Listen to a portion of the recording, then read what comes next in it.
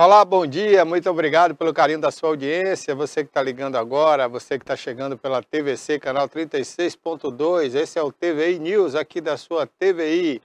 Nós estamos também ao vivo pelas redes sociais, você que está ligando pelo YouTube, muito obrigado também pela sua audiência, compartilhe essa ideia no YouTube, nossa página é TVI Oficial, estamos também no Facebook, para você assistir ao vivo e compartilhar também com os amigos. Lá também tem todas as informações da nossa TVI, é o TVI Play Live. E os bastidores você pode acompanhar aí pelo Instagram, tá bom? Siga as nossas redes sociais. Se você quiser também participar desse programa, mandando sugestões de pauta, mandando mensagem, pergunta para nossos convidados, você pode enviar texto, vídeo ou áudio pelo nosso WhatsApp. Anote aí o número do nosso WhatsApp e participe sempre desse programa. Esse programa é para você, feito para você e tem que ser feito por você, tá bom? Muito obrigado mesmo. Bem, gente, muita chuva na Bahia como um todo, chovendo muito, né? E a gente começa o programa dando aí a previsão do tempo para hoje.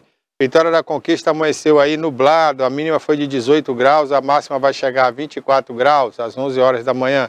Agora, no centro da cidade, 22 graus. Ilhéus amanheceu muito nublado, com chuvas, a mínima de 24, vai chegar a 27 graus, daqui a pouquinho às 11h30. Nesse momento, no centro de Ilhéus, 26 graus, previsão de chuva para todo dia.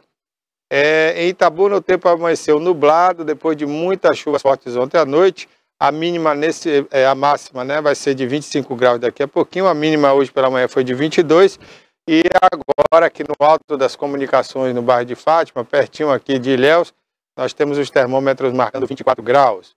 Em Salvador, a nossa capital, amanheceu com precipitações, chuvas em alguns lugares da cidade, chuva forte, né? A mínima foi de 24, a máxima pode chegar a 28 graus ao meio-dia. Nesse momento, no centro da cidade, 26 graus. E o Rio Cachoeira, aqui em Itabuna, voltou a subir. Ele subiu mais de 5 metros e está aí próximo à sua capacidade máxima aí das margens do centro da cidade. Aí você tem imagens de agora na ponte do Marabá, conhecida ponte do Marabá, ali que liga o bairro Conceição, Góes Calmon, né, Jardim Vitória, ao centro da cidade. Vamos continuar mostrando essas imagens aí, porque já preocupa, né, aos itabunenses, principalmente quem mora aí às margens do Rio Cachoeira. E a gente tem uma imagem que mostra ali também no bairro da Conceição, né, aquela barragem ali que mantém o espelho d'água, né? Que também a água já subiu muito ali, está bem acima do seu nível, a gente vai mostrar já já. E os moradores ali do bairro da Conceição, naquela região ali, bem próximo à passarela, né? A ponte antiga e a ponte Calixto Midles, já começa a esquentar a cabeça, porque a água está bem próximo da rua. Alguns pontos ali a água está no mesmo nível da rua e mais para frente um pouquinho, estamos aí com a água bem próxima mesmo, a menos de 1 metro, né, da margem do rio. Então, se esse rio subir aí mais 2 metros, vai já causar sérios danos aí à população ribeirinha, pessoal que mora aí às margens, né. E ontem eu olhava ali naquela próxima obra, né, que está sendo feita, da BA-649, o Rio Cachoeira fez um assoreamento ali muito grande, e ele está muito largo naquele ponto ali, né, que fica ali no fundo da Vila da Paz, ali já depois do Cidadele, né, e pegou ali, tirou a margem ali muito grande do rio, então já está bastante largo ali, mas como o governador anunciou uma obra aí, né, para as duas margens, uma duplicando ali da Juracy Magalhães até depois do Cidadele, ali antes do Cidadele, perdão, na nova ponte que estão fazendo ali, e a outra margem do rio também, do bairro da Conceição, ligando a BA-649 ao centro de Itabuna, ali à Câmara de Vereadores.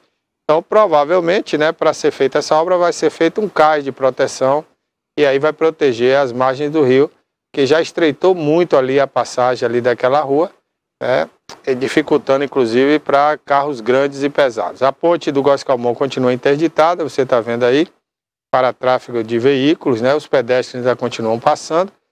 Mas, olha, gente, é bom não confiar muito em estrutura de concreto, não, né? Essa ponte aí já tem muitos anos, é uma ponte antiga, e a força que essa água está fazendo ali já nas suas pilastras é uma força muito grande, e essa ponte pode ser abalada. Então, eu aconselharia os pedestres não usar essa ponte. Tem a passarela aí, né? Vamos usar mais a passarela, deixa a água baixar, porque é perigoso essa ponte deslocar aí, né? Ela descolar ali, e uma pilastra dessa forçar e ela tombar, e muita gente pode vir a óbito passando aí nessa ponte. Então, é bom evitar, né? A natureza a gente não brinca e não subestima. A força das águas é muito grande e pode empurrar essa ponte aí a qualquer momento. Inclusive, o prefeito finado, Fernando Gomes, né, o ex-prefeito, ele já tinha condenado essa ponte. Ele disse que o próximo prefeito, né, agora o Augusto Castro, teria que dar continuidade àquele projeto de se construir uma nova ponte, porque essa ponte já foi condenada aí pelos técnicos, né? Ela não é uma ponte que oferece segurança. Inclusive, na sua cabeceira ali do lado do Marabá, aquele prédio que está ali na esquina, né? Aquela parte de lá, ela apresenta já uma junta de dilatação ali muito grande, e aquela junta de dilatação mostra ali uma fragilidade na ponte, né? Quando a água bate ali com muita violência, como é agora o caso aí, empurrando inclusive uma vegetação muito grande ali, ó.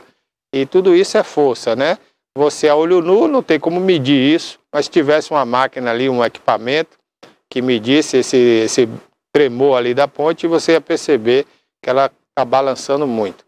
Bom, daqui a pouco a gente vai falar mais aí da situação do Rio Cachoeira, das chuvas, dos alagamentos que tivemos aí na cidade, né? Inclusive vamos mostrar a imagem, viu, Cássio? Daqui a pouquinho a gente vai mostrar imagens aí dos bairros. Nós tivemos muitos pontos de alagamento ontem à tarde, à noite na cidade. Muitas casas entraram água aí, né? Umas enxurradas, e as ruas estão ficando cada vez mais esburacadas. Ontem o prefeito de Itabuna anunciou algumas mudanças aí no secretariado, e o Almir Melo já saiu, né? E como já foi noticiado aqui que ele deveria sair, ele saiu, e a Sônia Fontes vai assumir a sua pasta, ela que era do planejamento. E a gente aguarda aí que com a entrada da Sônia Fontes a gente tenha alguns esclarecimentos aqui, né? Sobre a situação da cidade, como vai ficar. Se vai mesmo partir para um tapa-buraco, um remendo, porque a buraqueira está tão grande que eu acho que tem ruas e avenidas que não comporta mais tapa-buraco. Eu acho que tem que fazer um recapeamento completo, né? E vamos saber se existe isso dentro do planejamento, se o governo do estado vai ajudar. A gente quer informações. Eu queria lembrar também que a assessoria de imprensa da prefeitura não está funcionando. A gente não consegue falar com o secretário, ele não dá informações para a gente. Aliás, depois que entrou um novo secretário, né, a gente praticamente não houve contato nenhum. Sequer ele fez uma visita aos órgãos de imprensa aqui para se apresentar, né, porque a gente conhece ele como publicitário, não como jornalista. Então eu gostaria de saber se a assessoria de comunicação vai funcionar ou não. Por que não põe o Luiz Conceição, que é jornalista? Põe o Luiz Conceição aí para comandar essa bagaça aí, porque tá feia a comunicação aí, viu, prefeito? Entra secretário, sai secretário, e a gente não vê melhora, só piora. Agora piorou, porque esse secretário que está aí sequer conversa com a imprensa, né? É uma tristeza, é lamentável, e eu acho que o prefeito deveria continuar procurando aí um jornalista, uma pessoa competente para essa área. Publicitário é uma coisa, comunicação é outra, comunicação de jornalismo é outra coisa. Publicitário passa longe disso. O jornalista, às vezes, exerce bem o papel de publicitário, mas, ao contrário, não existe. Publicitário não é jornalista e nunca vai exercer papel de jornalista. Então, o prefeito tem que entender que comunicação jornalística tem que ser comandado por um jornalista que conheça a classe, que conheça as pessoas, que circule, que visite os órgãos de imprensa, que passe comunicação, que facilite os contatos com os secretários, porque senão não funciona. O secretário, para ficar sentado numa cadeira lá na prefeitura, ou seja, lá onde for, porque a gente não encontra ele, aí fica difícil, né? Fica o recado aí para ver se o prefeito, nessa mudança que faz aí, bote uma pessoa competente aí para comandar a comunicação da prefeitura. Prefeito, se não se comunicar, o senhor vai passar maus momentos aí, faltando 2 anos para a sua reeleição, né? Se é que o senhor vai conseguir se reeleger. Tem que melhorar a comunicação. Olha o que aconteceu aí com o Bolsonaro, né? Sem comunicação não dá. Olha o que aconteceu com o ex-prefeito, finado Fernando Gomes. Não privou fez uma boa comunicação, não teve uma boa assessoria e patinou e morreu na praia. Então isso pode acontecer com o senhor também. Bote uma boa assessoria de imprensa aí, porque o tempo está passando, viu, prefeito? e a comunidade está lhe criticando muito com essa chuvarada aí, e sem comunicação o senhor não vai conseguir não, viu? Rede social não é tudo, viu? Aprenda isso aí. Bom, eu hoje vou conversar aqui sobre doação de sangue, uma coisa muito importante, né? Uma prática aí que pouca gente costuma fazer para salvar vidas. E eu vou aproveitar aqui e conversar com o Rosildo, Rosildo, perdão, eu sempre erro aqui, Rosildo. O Rosildo que está aqui com a gente, né? Ele é conhecidíssimo, inclusive já foi candidato aí a vereador. Ele já está nessa luta há muitos anos. Rosildo, aproveitando aí, falar um pouquinho de você também. Como é que começou essa luta, essa guerra aí pela doação de sangue em Itabuna? Como é que você começou esse trabalho? Já tem muitos anos, né? Bom dia, Barbosinha. Bom dia, obrigado por ter vindo. É um prazer imenso reencontrá-lo, apesar de errar o meu nome sempre, mas já tem mais de 20 anos, Ribeiro, tem né? mais de 30 anos que você sempre erra. Mas nossa luta aí com relação a ajudar a salvar vidas começou lá atrás, ainda em 86, quando eu fui para o tiro de guerra, e o saudoso Sargento Raimundo, o qual você também conheceu, o vereador Sargento Raimundo, foi presidente da Câmara de Itabuna, e ele incentivava os seus alunos a doarem sangue. Uhum. Aqueles que serviam ou não o tiro, ele pessoalmente acompanhava 50 homens a cada turno para ir até o banco de sangue a doar sangue. E aí eu criei essa modalidade de doar sangue e não me recordo como fui me deparar como funcionário do banco de sangue. Acredito eu que eu me envolvi tanto com a causa que acabei... Quando você viu, já estava lá dentro. Já estava lá, né? E tomei cursos com o Dr. Brancilde Júnior, que você também conheceu, que foi diretor do banco de sangue, e me capacitou, me deu o curso de hemoterapia. E aí, a cada dia que passa é um aprendizado, né? Você estava falando aí agora com relação à comunicação. Isso é falta de humildade das pessoas, né? Porque quando as pessoas elas não buscam a imprensa, elas não buscam conversar com as pessoas para pedir ajuda, é porque ela acha que ela está acima de todos e de tudo. E aí depois quebra a cara, como você citou aí, o nome de alguns políticos. Eu falo também porque também sou militante político, mas hoje, nesse momento aqui, a nossa militância é a militância da vida, salvar vidas. Mas isso que sirva de exemplo, tanto para eles e para mim também. E a cada dia que passa, eu jamais baixei a cabeça, nunca, não ando trocando em miúdos, não ando com o nariz empinado, apesar de ter um nariz grande. Eu ando sempre de cabeça erguida, mas com o sapato da humildade lá embaixo. É isso aí. Né? E sempre tá pregando, levando a mensagem aos 4 cantos da cidade e do interior aqui da nossa Bahia, mostrando para a população da importância da doação de sangue. Para você ter uma ideia, nós estamos no mês, finalizamos anteontem, o mês de novembro, e a pandemia, no 2018, novembro de 2018, nós colhemos 1.154 unidades de sangue. Em 2019, 1.174 unidades. Em 2020, 740 bolsas de sangue. Foi caindo, né? Em 2021, 750. E agora, 780. Então você observe que praticamente quase 60%, né, 50%, acima de 50%, dos doadores de sangue, que nós já chegamos a colher 1.400 unidades de sangue. Mas no pico da pandemia, essa redução veio abaixo. E você imagine, Barbosinha, que nós enfrentamos, além da pandemia, o medo das pessoas de irem ao banco de sangue. E você observa também que uma grande maioria das pessoas que estavam internadas com a Covid, elas precisavam de transfusão sanguínea. Então você observe, as pessoas internadas precisando de sangue e as pessoas que poderiam salvá-las com medo de doar o sangue, com medo de contrair a Covid. E nós fizemos uma campanha, inclusive aqui na TVI, para mostrar para a população que ela não corria risco em ir lá doar sangue. Porque se você parasse para analisar, naquele mesmo momento, você passava na cinquentenária, você não encontrava uma vaga para estacionar seu veículo, você não encontrava uma vaga em uma fila do banco, das caixas, então, nos mercados, tudo lotado, né? Então, porque você não pode doar sangue. E atrelado a isso, você vê as fortes chuvas, né? Tudo aconteceu, pandemia, chuva, surto gripal. E nós, Barbosinha, somos a única cidade da federação que tem transporte coletivos, que ficamos mais tempo paralisados, né? Então, você sabe que mais de 80% da população que doam sangue são pessoas que dependem, e são pessoas simples, humildes e carentes. São as pessoas que menos têm, por incrível que pareça, são essas que mais doam e que mais se dá e que mais participa de tudo que a cidade precisa. Se você fizer agora uma campanha aqui para arrecadar alimentos, para ajudar uma família carente, aquela família que só tiver 2 quilos de feijão, ela traz um e te entrega aqui. E isso eu falo porque eu lido diretamente com a comunidade carente. É verdade. E sei da importância dessa população. E você vê o contraditório, né? Quem mais precisa, às vezes, de sangue é a classe alta, que bate carro, que tem acidentes graves, que precisa de sangue. E quem mais doa é quem menos usa.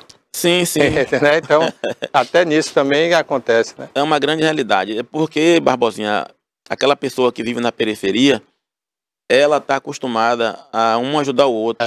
Vida em comunidade, né? Vida em comunidade. Eu sempre digo, o sangue que você doa, ele retorna para a comunidade da qual você está inserido, não é verdade? Ele volta em um outro organismo, em um outro corpo, mas ele retornou para ali. Quando se trata de comunidade carente, mas como você falou, a grande sociedade, a alta sociedade, a nata da sociedade, ou aqueles que pensam que são ainda ricos, que tá bom, né? Tem pouquíssimos, né? Tem alguns que só pensam. Não é? Mas, infelizmente, uma grande maioria dessas pessoas, eles não doam sangue. Não doam por quê?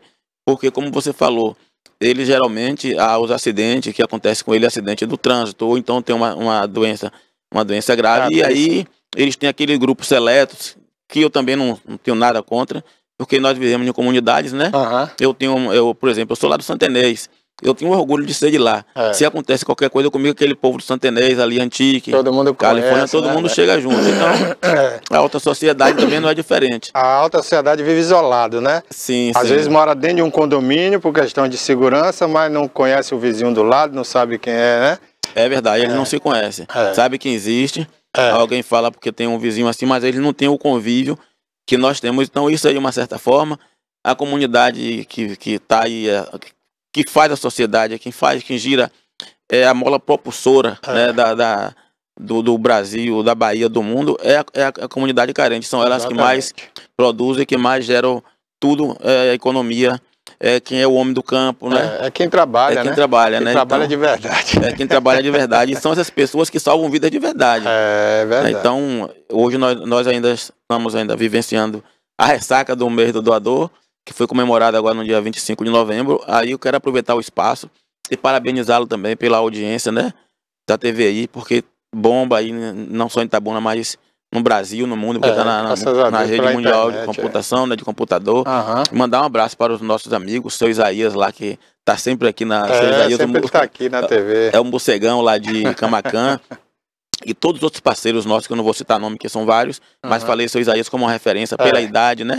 Exatamente. Que tem 80 anos. É um exemplo. Já fez 4 pontes de Safenas e ele está ali captando. Toda vez que eu faço campanha, eu criei esse projeto em 2013, que é o Caravana Itinerante pela Vida, e seu Isaías coloca 2 ônibus de doadores de sangue. Já chegou até a trazer 3 ônibus aqui para Itabuna, né? Então você observe, nós precisamos colher em torno de 50 unidades de sangue todos os dias, para atender a Itabuna e a mais 126 outros municípios pactuados.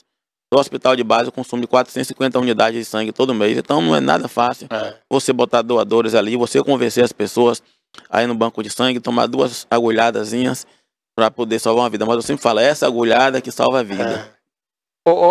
Rosildo, e hoje a capacidade, porque assim, para cada X litros doados, Y não são aproveitados, né? Então, você disse aí que a média está em 780, né? É isso mesmo?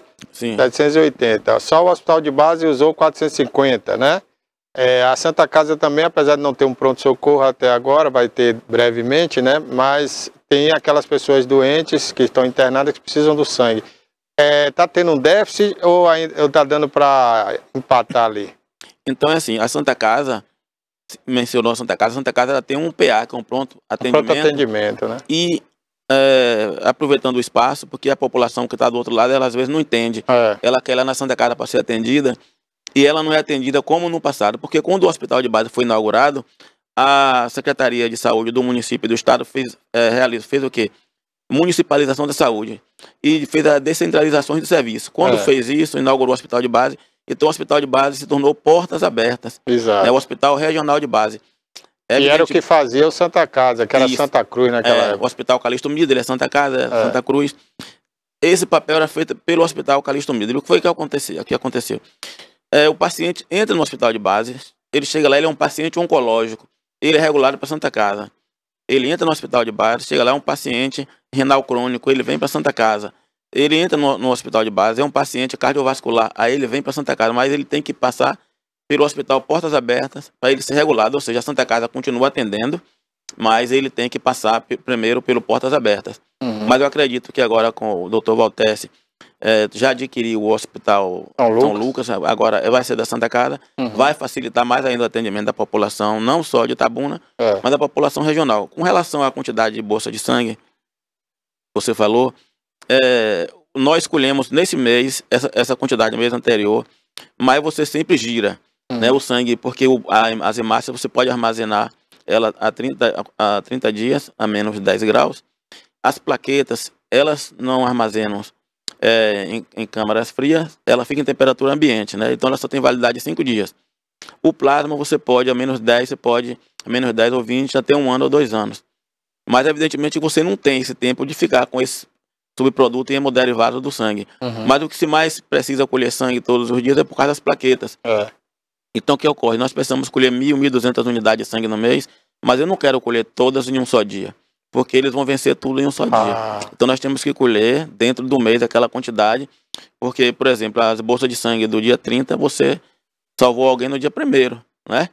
Porque você tem que colher o sangue, testar, mandar amostra para Salvador, para o LACEN, para o Hemoba, aí essas amostras retornam para o nosso banco de sangue, e aí para você tirar toda aquela que no passado o banco de sangue testava e transfundia aqui. Mas hoje, para ter mais uma garantia, mais uma segurança, o banco de sangue testa e também manda uma amostra para Salvador, para LACEN, para poder realmente confirmar que aquele sangue está seguro para a transfusão sanguínea. Embora ainda tem a classificação, né? Sim, a classificação. Tem gente que só pode receber sangue de um tipo, né? Sim. Sobretudo, o O negativo, que é o transfusor universal. Isso é para qualquer um. Para qualquer um. Mas tem muito doador do O negativo? Nós chegamos a ter em torno de 10%. É muito pouco ainda, mas muito pouco, né? Que comparece para doar regularmente. O AB negativo é o mais difícil de se encontrar. Já chegamos a colher 400 unidades de sangue e só 2 AB negativo. Então você vê que os negativos são muito difíceis de se encontrar. E aí, se não tiver esse tipo específico, o O negativo pode suprir? O O negativo supre. O O negativo supre a todos. Eu chamo de coringa, né? O O negativo e o O positivo. Porque se você tem o O negativo na casa e o O positivo, não morre ninguém, entre aspas, com relação a sangue, né? Não vou dizer em outras causas. Mas se depender de transfusão sanguínea, se tiver o O negativo na casa e o O positivo, aí não morreria ninguém. Por quê? O O negativo é transfusor universal de todos e o O positivo é transfusor universal dos positivos. Só dos positivos. Isso, agora o O negativo só recebe o dele e o O positivo só recebe o negativo e o positivo. Eles são dois... Interessante, né? Eles são dois coringas, mas são orgulhosos, né? Ele falou, eu vou doar para você, agora eu só quero o meu. Mas como o O negativo está acima dele, aí ele transfunde no O positivo. Mas trocando em miúdos, quando o paciente chega gravemente ferido, é transfundido nele o O negativo, que não dá tempo para você tipar. Né? Então, lá na frente, depois que você tipa o paciente, aí você vai ministrar o sangue dele, se for O positivo, O negativo, AB negativo, e para cada grupo, você tem um grupo de positivo e um negativo, você vai ter 8, né? Então você tem 4, vezes 2, 8, você tem um O negativo, um O positivo, um AB negativo, um AB positivo, e assim sucessivamente. Mas o ideal é transfundir o sangue dele, o grupo dele, quando dá tempo de tipar. Se o paciente é um paciente eletivo, aí você tem esse tempo de fazer. Por exemplo, nós realizamos em torno de 5 a 6 cirurgias cardiovasculares por semana. Então, para cada paciente desse, você tem que ter no mínimo 30 doadores.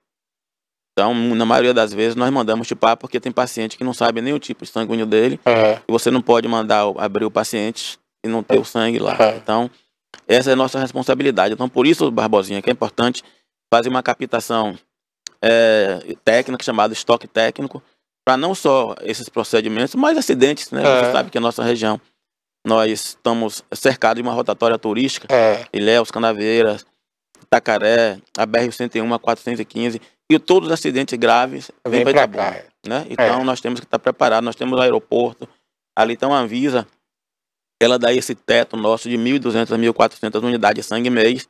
Em função disso, você tem que ter esse estoque técnico para uma reserva técnica, para que não venha. Já aconteceu vários acidentes, né? Ô, Rosildo, e você está falando aí, né? Agora tem também a seleção por pessoas que têm problemas de saúde, né? Que às vezes não sabe e está no sangue ali, né? Quais são as doenças? São chamadas assim, as doenças hematológicas. Que não podem ser doadoras. São N's, né? Mas assim, a pessoa que tem anemia, sobretudo anemia falciforme, anemia, quando a pessoa vai doar o sangue, automaticamente é o primeiro exame que é feito. Ali já se descobre um minutinho da punção do dedo dele, já sabe que não precisa ser doador. Então não sabe qual é o tipo da anemia. Mais para frente você vai descobrir com os exames.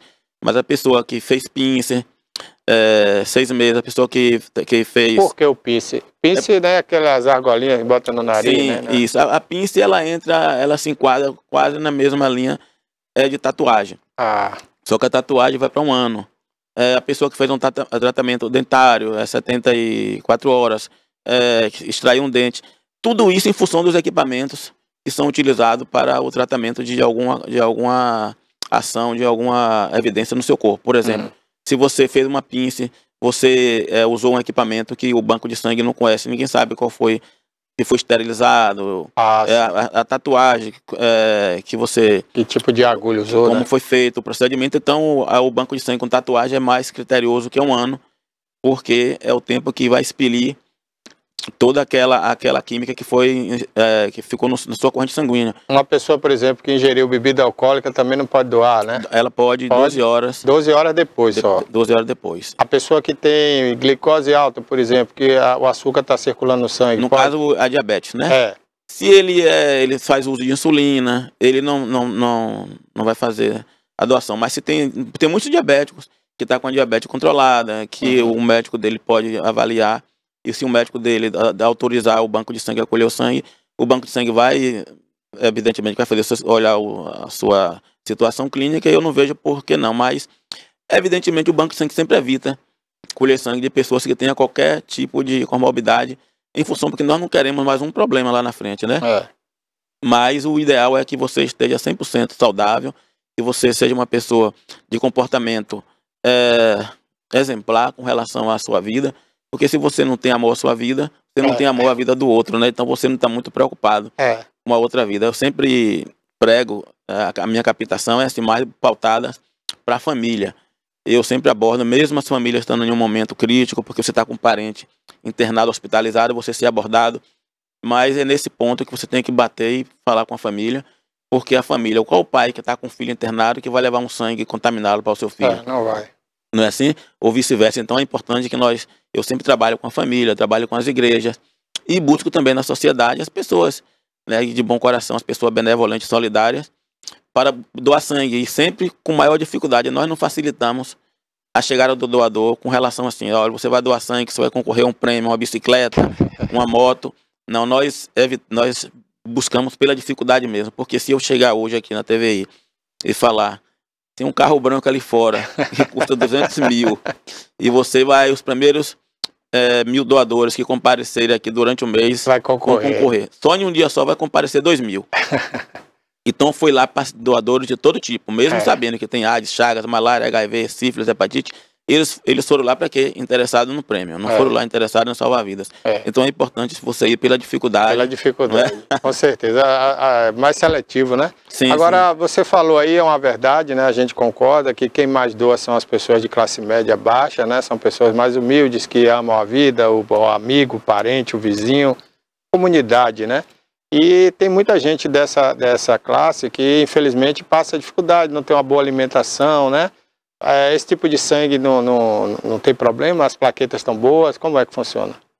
Estão boas, porque os testes são os mesmos, né? E essa pessoa não tem chance de passar mal também, porque ela se alimenta mal? Não. É assim, quando ele vai doar sangue, ele passa por um teste. Ele vai, se ele não está alimentado, ele vai receber um lanche, porque a Anvisa, ela proíbe a coleta de sangue de pessoas em jejum, não alimentadas.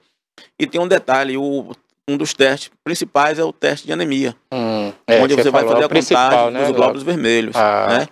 E por incrível que pareça, você pode ter aí, que está do outro lado, tomar um susto, Mas essa população carente, que o mais pobrezinho financeiramente, é que mais se alimenta bem. Porque come feijão, come quiabo, come essas comidinhas baratas que são as mais saudáveis, quiabo, beterraba. Barata, vírgula, né? Que não tem coisa barata hoje, não. Mas entre a comida do magnata, né? Por exemplo, essas pessoas raramente elas vão lá numa churrascaria, né? Que come uma gordura, né? Que vai comer que vai gastar 50, 70, 80 reais em um prato, né? Em um prato de refeição. E ele com a cesta básica, ele vai na feira, ele compra carne, o que é fígado, essa comida que tem ferro, cálcio, proteínas, né? Isso aí que dá a plaqueta, né? Fica boa. Na realidade, as plaquetas precisam de glóbulos vermelhos, né? De hemácias. Então as hemácias, geralmente quando você afere a hemácia deles, geralmente dá 40, 42, tá sempre acima do ideal, porque o homem para doar tem que estar com 39. Ele não pode doar abaixo de 39. A mulher tem que estar com 38, não pode abaixo. Se tiver abaixo disso, vai ser considerado anêmico. E eles estão sempre acima. Aí você vê essas meninas que eu falo daqui malham, que vão lá doar sangue, conheço várias amigas minhas, elas geralmente estão anêmicas, porque acha que estão se alimentando bem, né? E muitos rapagão também, né? Os caras malhados. Hoje é a geração Nutella que chama, né? Sim, aí chegam lá uns malhadão, aí quando chega lá vai estar anêmico. O sangue tá água pura. Então você chega aí, esses meninos, os garis mesmo, os garis, a maioria deles, todos quando vão doar sangue, estão com anemia, beleza. Tá. Esse pessoal que trabalha na zona rural, porque eu geralmente vou em roça, eu vou conversar com as pessoas. Eu converso com as pessoas, geralmente pessoas carentes mesmo. Eles vão doar sangue. Rapaz, e por incrível que pareça, eu não tenho nenhum dado estatístico aqui, né? Não gosto de me arriscar nesses percentuais, não vou falar percentual. Mas eu já conversei com alguns médicos e essas doenças muito terríveis, né? Que acometem a vida das pessoas, como o câncer, aqueles pobres que moram geralmente na periferia, que têm uma vida muito difícil, eles têm menos esse tipo de doença. Eles morrem de câncer, mas é muito menos do que a classe média alta, né? Talvez até por essa questão alimentar mesmo e outros fatores, né? Mas é impressionante isso. Você falou uma coisa aí que realmente a gente tem constatado, né? E a questão do sangue eu já imaginava. Até quando a gente vê um acidente, né, de uma pessoa assim, você vê que o sangue é muito vermelho, né? Então isso aí, de uma certa forma, interfere na vida, né? Porque eu conheço muitos, mesmo eu tenho um ex-cunhado, e também meu pai morreu com mais de 80 anos, eu tive uma avó, tia-avó, que morreu com 100 anos, e conheço muitas pessoas de gerações anteriores a nós, que ainda estão vivas, e tinham uma vida totalmente diferenciada hoje, infelizmente, com os enlatados, enlatados, né? Os embutidos, refrigerante, miojo, não sei o que mais. Evidentemente que a pessoa não tem uma vida saudável, igual dos nossos avós, né? Que viveram no campo, que comia, eu me lembro que a latinha de manteiga, de banha, né? De banha, né? Essas coisas, que hoje alguns estão voltando a fazer de novo.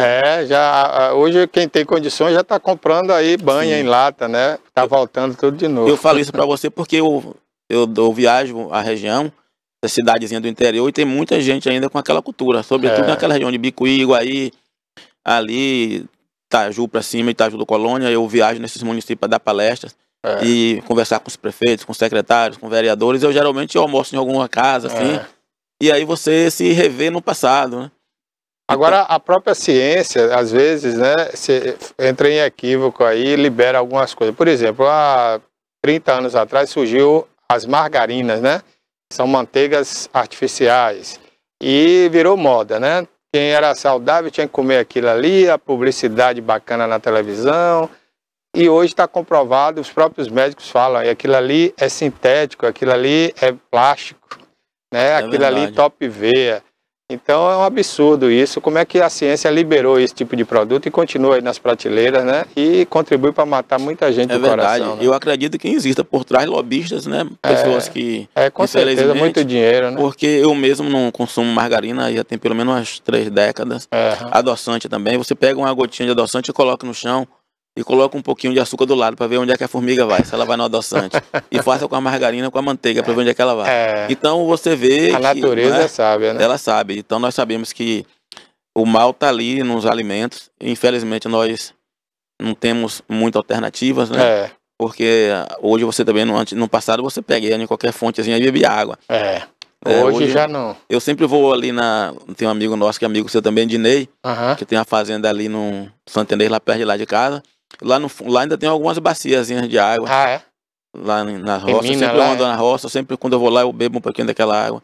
Mais na frente a minha irmã Aí é mora água também. mineral, né? De verdade. Água mineral de verdade, água É, potável, água limpa. potável, Hoje é. a água que você bebe, Cheia basta de produto um químico. processo de descontaminação para tirar os corpos estranhos, né? É, Evidentemente que o que de química que não entrou nessa água mineral. exatamente. Né? É. Então, E o corpo humano não foi preparado para esse tipo de química, né? E é isso que tem causado muita doença nas pessoas.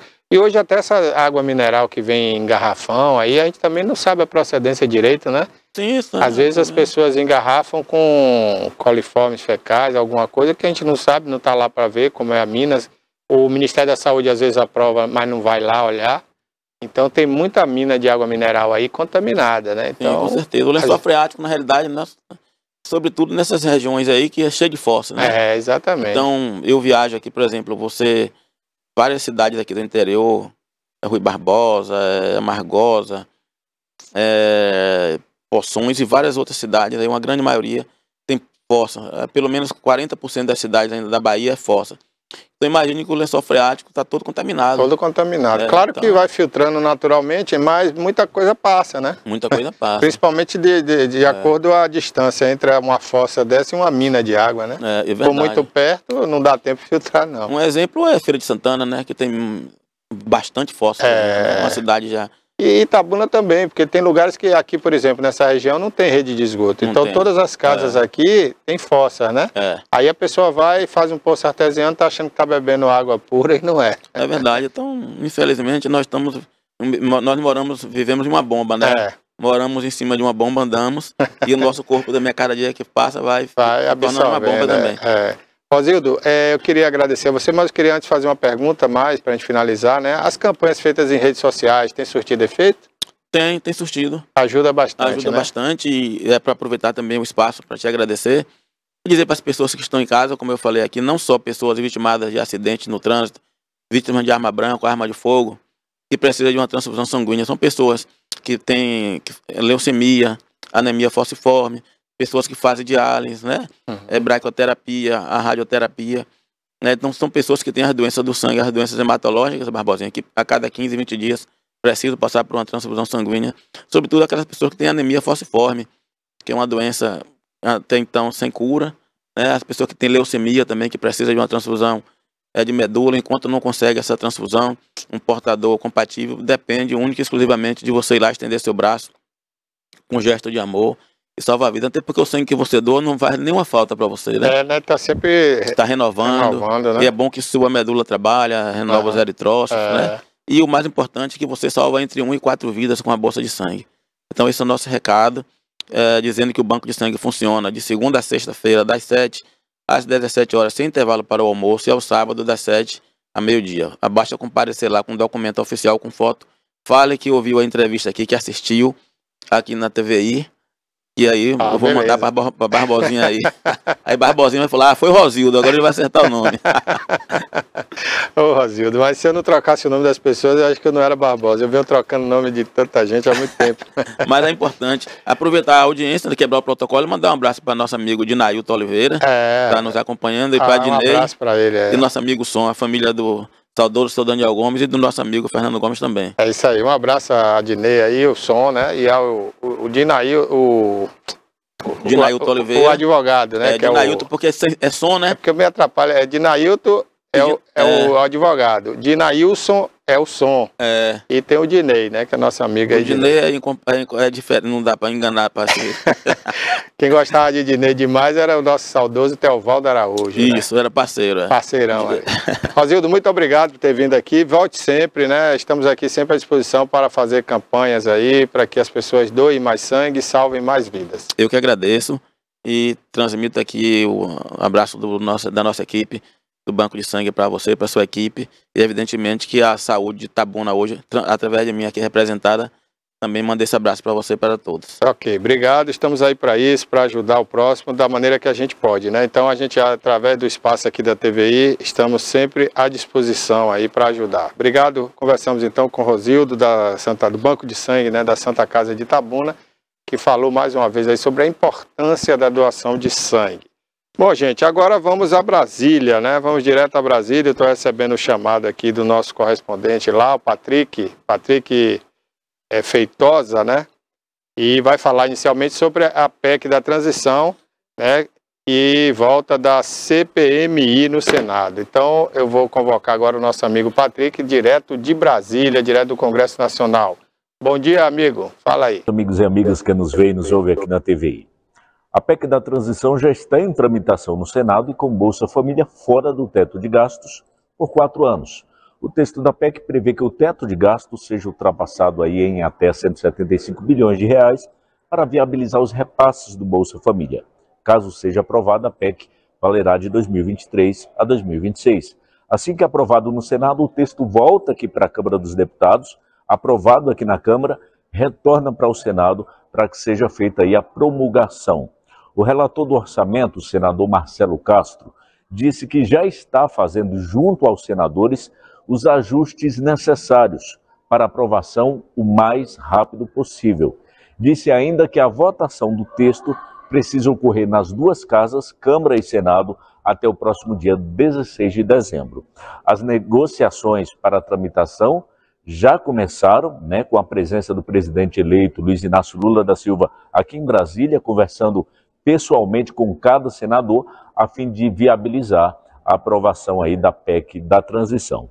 Enquanto isso, ainda no Senado, senadores da base aliada do presidente Bolsonaro querem ativar a CPMI das fake news, dessa vez tendo como embasamento o abuso de poder por parte do Judiciário. O senador Esperidião Amin, do Partido Progressista de Santa Catarina, falou com a gente, falou com a TVI, e a gente vai ouvi-lo agora. Ela está inativa. Antes era por causa da pandemia. Hoje eu acho que ela tem um elenco de situações para analisar, especialmente os abusos que estão acontecendo e tendo como mãe do abuso o inquérito 4781, que é uma inquisição que foi estabelecida no Brasil, em que, a pretexto de proteger servidores e ministros do Supremo, com base no artigo do regimento do Supremo, se converteu num inquérito aberto em março de 2019, em que o suposto agredido foi investido da condição de juiz, investigador e palavra final, quer dizer, juiz com palavra final num julgamento em que não há objeto. E o réu pode ser chamado a qualquer momento, inclusive a pretexto de combater fake news. Então, nesse estado de desordem e de abuso, seria muito bom reativar a CPI da fake news, especialmente para investigar esses abusos de autoridade que estão acontecendo. Tarde, eu acho que isso poderia, já que a CPI das fake news foi instalada nesta legislatura e nesta sessão legislativa ela continua interrompida, eu acho que seria muito bom reativá-la. Material para examinar não falta. Ok, agora o Patrick, com relação ao coordenador do desenvolvimento agrário, né, da equipe de transição, ele entregou um relatório aí, né, com a proposta do novo ministério, não é isso? Bom dia a todos que nos veem e nos ouvem aqui na TVI. Na tarde de ontem, o coordenador de desenvolvimento agrário da equipe de transição e possivelmente o próximo ministro do desenvolvimento agrário, deputado Pedro Uxai, do PT de Santa Catarina, falou com a reportagem da TVI aqui em Brasília sobre o conteúdo desse relatório e a expectativa dele em relação à pasta. Vamos ouvi-lo. Sou Pedro Uxai, deputado federal de Santa Catarina. Estamos em transição, entregando o primeiro relatório para o vice-presidente Geraldo Alckmin com a síntese de tudo que acumulamos e a proposta da estrutura de um novo ministério.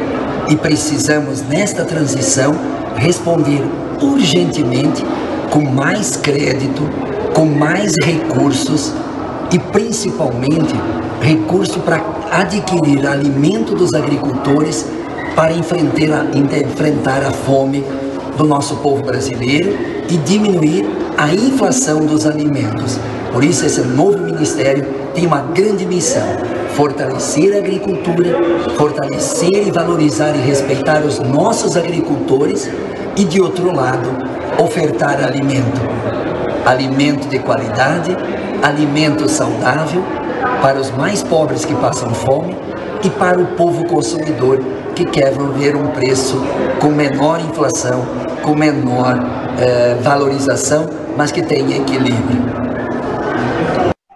Lembrando que o deputado Pedro Uxai é um grande defensor do presidente eleito, Luiz Inácio Lula da Silva, aqui na Câmara Federal. Ele, junto com a senadora Cátia Abreu, são dois congressistas aí cotados para assumirem, a partir de janeiro, o Ministério do Desenvolvimento Agrário. Volto ao estúdio. Ok, obrigado aí ao Patrick Feitosa, direto de Brasília, capital federal, que hoje fica vazia, né? Ainda mais jogo do Brasil, né? Tem ninguém lá, cidade deserta. Ô, gente, eu tô aqui hoje com a nossa querida Gessolita Almeida, né? Ela veio aqui nos dar esse prazer, né? A presença dela aqui sempre boa. E a Gessolita vai falar aí para vocês, principalmente, que são estudantes, ou para você que é empresário, pequeno comerciante, que deseja ter um estagiário. A gente vai dar mais uma dica para vocês aí. Bom dia, Gessolita. Obrigado por você ter vindo aqui nessa sexta-feira chuvosa, hein? Bom dia a Como todos. aqui na Brasília, né, Gessolita? E nós não somos políticos. Nós não somos políticos, mas nós estamos em nossas bases para trazer notícia boa, né, Barbosa? Ô, Gessolita, vamos dar mais uma dica aí, né? Da Rede Estágios, para quem quer. Eu sempre digo aqui, viu, gente? Que às vezes tem um empresário, um comerciante, né, um microempresário que fica assim, poxa, eu queria um estagiário, mas como eu tenho que ir na faculdade? Não, você não precisa ir na faculdade. Gessolita vai dar essa dica para você, Gessolita, diga aí. Isso, o estudante, a lei de estágio, ela define que para ser estagiário precisa ser estudante de nível médio, técnico ou superior. Então, foi estudante, pode cadastrar na Rede Estágios. O nosso site, o nosso portal é www.redestagio.com.br www.redestagios.com.br. Eu queria até, Cássio, que você colocasse aí no GC, no Caracteres, né? Porque às vezes a pessoa ouve Red, mas não sabe como é que escreve, se é com R, se é com H, né? Em inglês, então é com H. Mas é bom, né? Porque a pronúncia é Red. Então, vamos escrever aí, botar o endereço www.redestágio, né? Red de cabeça, não é isso? Isso. Que é o READ, né? Escreva aí, viu? Bota aí na tela e mostra aí depois pra gente, pra pessoa anotar lá direitinho em casa, tá bom? Ou até fazer um print, né? Se estiver assistindo pelo celular. Mas fora o site, ela pode entrar em contato também com vocês através de quê? Pode entrar em contato conosco através do nosso WhatsApp. Aí pode fazer o contato através do WhatsApp para verificar as vagas. Inclusive nós temos vagas, né? Nós temos vagas, então pode entrar em contato pelo WhatsApp, pode também acompanhar pelo nosso portal. É importante que faça o cadastro, por quê? Porque no momento que a empresa abre oportunidade de estágio, o estudante que já tiver com o cadastro, ele já é encaminhado, ele já verifica inclusive as vagas que nós temos disponíveis. No próprio site ele vê tudo, né? No próprio site ele já consegue acompanhar, ele já consegue fazer o cadastro. E pelo WhatsApp ele se comunica em tempo real com a gente, não é um robô confirma. que atende, não é robô não, viu? Você conversa com pessoas e imediatamente. Esses dias eu marquei uma consulta no médico, né? E cheguei lá, não tinha ninguém. Tinha acabado o jogo do Brasil, não tinha ninguém. Aí eu falei, eu falei com o robô então, né? Porque Ninguém me deu nenhuma satisfação. Então, no RED é diferente, viu, gente? Não é robô, RED é diferente. Inclusive, eu já estou abrindo aqui, Barbosa, eu quero até que você mostre aí também o Zap, viu, Cássio? Aí, tanto o site, né, como o Zap, bota aí na tela para as pessoas anotarem. Viu? O Barbosa é rápido no processo, tem que ser, né? E o nosso número, o nosso WhatsApp é 73, o DDD, 98227 3185. Pronto, daqui a pouquinho o Cássio vai mostrar ali, viu? 8227 3185. O Cássio é rápido também, acho que aconteceu alguma coisa lá, mas ele é rápido, ele vai mostrar aí já. O Gessolita, então, bom, tanto o estudante que está nos assistindo, que não se cadastrou ainda, né, pode se cadastrar pelo site, e o empresário, microempresário, não importa o tamanho, ele precisando de estagiário ou não, ele já pode também se cadastrar, né? Os endereços são esses aí, né, Gessolita? Isso, os endereços são esses aí. Nós temos nossa sede em Salvador e temos unidades de atendimentos em Conquista, Feira de Santana e Itabuna. E Salvador também. E Ilhéus? Em Ilhéus nós atendemos daqui, pela proximidade, nós atendemos aqui pertinho. Inclusive você de Ilhéus também está nos assistindo, anote aí o endereço, viu? A Gessolita é um amor de pessoa para atender, inclusive se precisar ela vai visitar a sua empresa, com né? Certeza, ela foi realmente a desbravadora aqui nesse campo, né? Do estágio, da oportunidade, tanto para o aluno quanto para a empresa. E essa intermediação é importantíssima, porque às vezes você coloca uma pessoa na sua empresa que não está legalizada devidamente, né? Não tem ali o contratozinho de estágio, não tem quem garanta isso, e depois isso pode lhe gerar um problema trabalhista ou até um problema de acidente de trabalho e outras coisas. E o contrato do estágio vai dar uma segurança tanto ao empresário que está contratando, quanto ao estagiário que está ali fazendo o estágio para aprender uma nova profissão. Então, é uma coisa magnífica, né? E se não tivesse esse intermediário aí, que é a Rede Estágios, ficaria muito difícil para uma empresa contratar um estagiário hoje, né?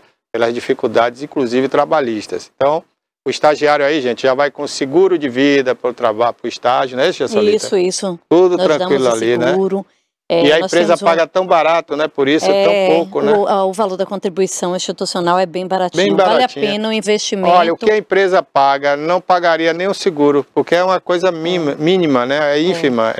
A gente cuida de tudo, né? Faz o contrato. A instituição de ensino, ela também tem a Rede como um agente de integração para...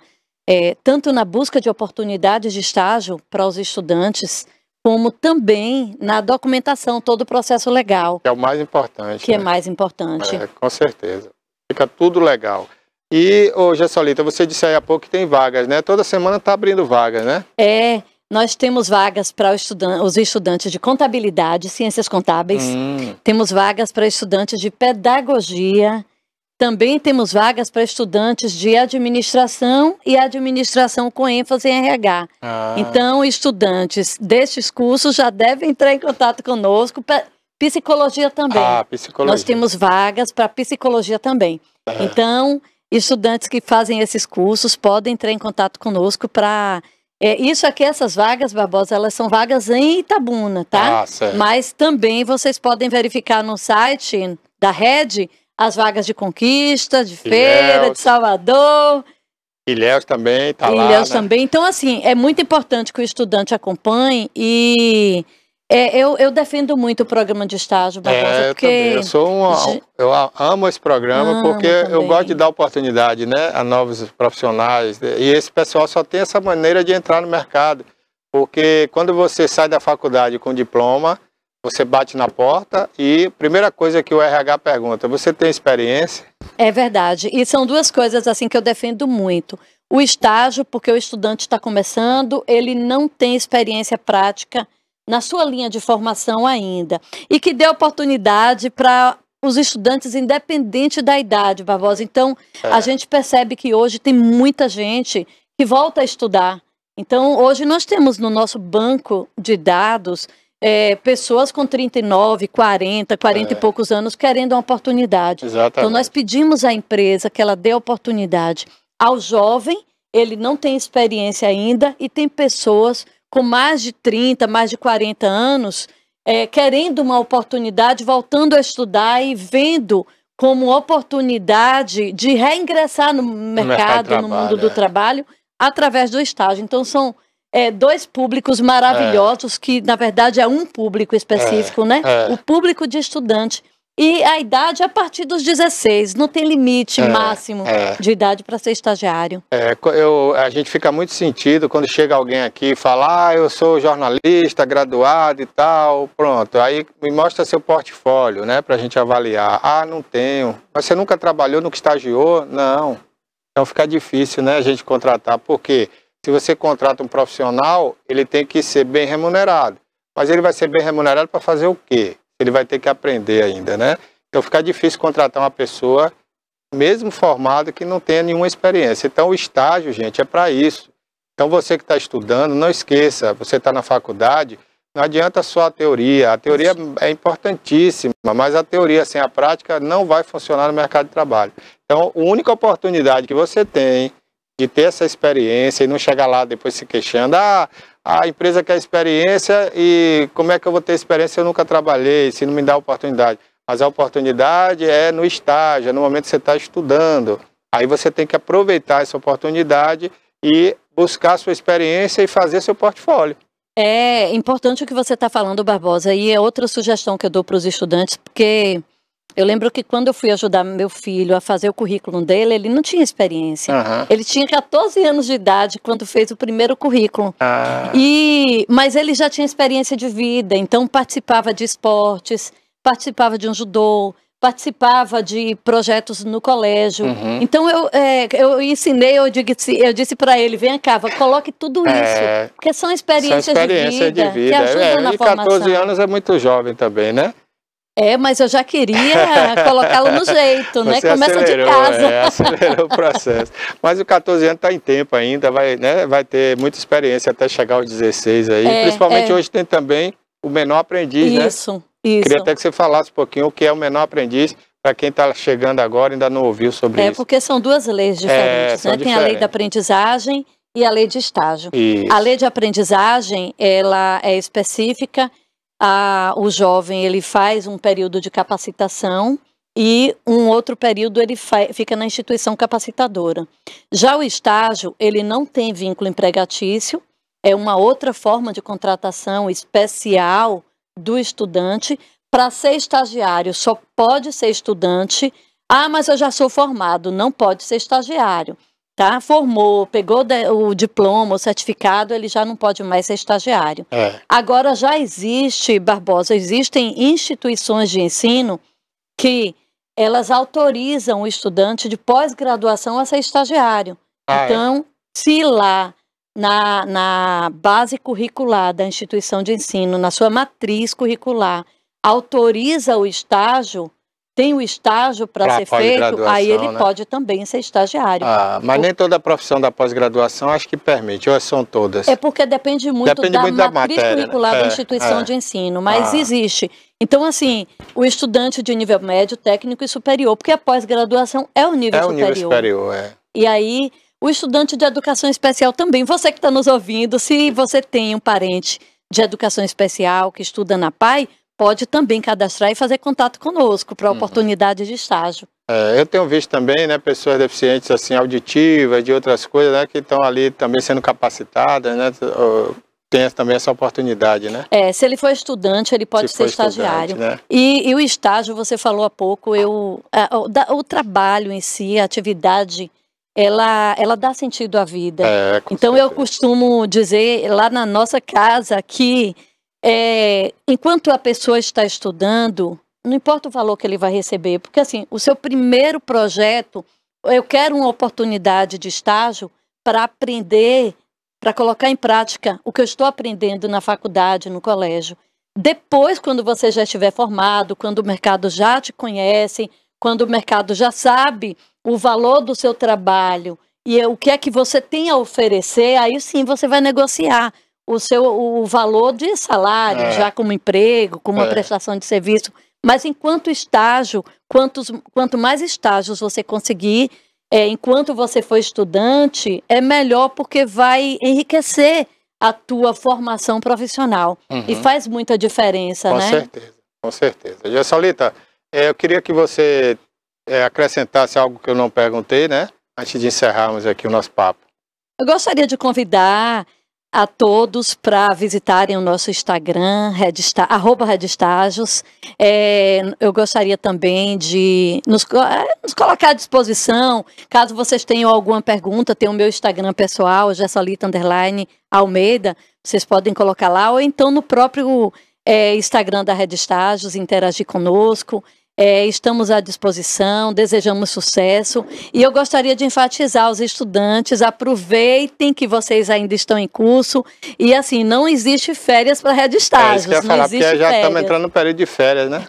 Mas não tem férias não, viu? Fiquem atentos aí, porque nós estamos sempre divulgando vagas, e em período de férias as empresas também contratam. Com certeza, e agora final de ano, então, né, muita coisa vai aparecer aí. É verdade.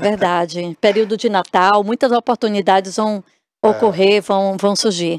Entre no site aí, ó, tá aí. Se você não anotou, anote logo, faça um print aí da tela, ó. Você entra nesse site, lá você pode fazer seu cadastro, saber tudo que está acontecendo, onde tem vaga, onde não tem, Você fica por dentro de tudo. E você do outro lado que vai contratar também, se você não tem um cadastro, você entra aí no site, faz o cadastro da sua empresa, já fica lá habilitado, Você só vai contribuir alguma coisa se você contratar o estagiário, né, Gessolita? Isso. Então, você já faz logo esse prévio cadastro, que você fica tranquilo, tá bom?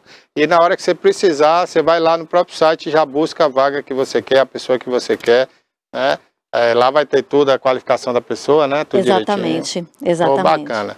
Tanto empresa, instituição de ensino e o estudante. Pode entrar lá no nosso site, fazer o cadastro, um pré-cadastro, enfim, que a gente está aí para atender vocês, e agradece sempre, porque, gente, não tem coisa melhor do que dar oportunidade para o estudante. E esse número aí, só para lembrar, é o WhatsApp, hein? Você pode entrar em contato, né? Agora faltou o 9 ali, né? Depois do 73 tem o 9, hein? Você não pode esquecer. 98227-3185, viu, Cássio? Sempre tem que pôr o 9. Obrigada, Barbosa, e obrigada a todos. Estamos às ordens. Ok. Se Deus quiser, na próxima semana você volta aí com mais novidades. Pronto, estamos aqui. Obrigado, Gessolita. A gente conversou então com a Redestágios, né? A Gessolita, que está sempre aí lutando para colocar você, estudante, no mercado de trabalho, com oportunidade de estágios. Eu vou agora à Vitória da Conquista. Será que está chovendo muito lá? Gustavo Magalhães, bom dia. André Prado. Quem? André? Andréa. Tá. A advogada, né? Então vamos lá conversar com a Andréa. Tá ao vivo aí? Vamos lá. Bom dia, Andréa. Bom dia, Barbosa. Obrigada pela oportunidade de estar aqui mais uma vez com vocês, igualmente. Prazer é nosso, André. Conversar com vocês, Barbosa, hoje sobre o acesso à justiça, um tema tão importante, tão relevante hoje nos dias atuais, né? Já estamos aí entrando no mês da Justiça, dia 8 de dezembro é comemorado o Dia da Justiça, e nada melhor do que trazer para essa sentada maravilhosa de vocês, que sempre é muito instrutiva e muito informativa, para trazer informações sobre a justiça ao cidadão, não é? É isso aí. Eu queria até aproveitar, Andréa Prado, e perguntar para você, qual a avaliação que você faz hoje, né, da nossa justiça? Você acha que ela realmente é justa ou está precisando melhorar ainda alguma coisa?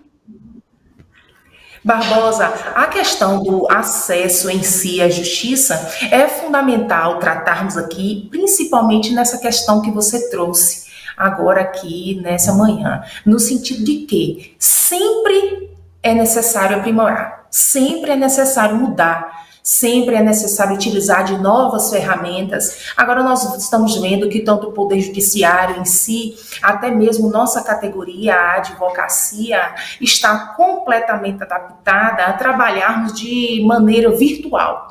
E essa tecnologia, a qual avançou também o Poder Judiciário, a Justiça, não deixou de beneficiar o cidadão, aquele o qual necessita de levar sua demanda ao Poder Judiciário. E o advogado é aquele que vai levar a demanda do cidadão ao Poder Judiciário.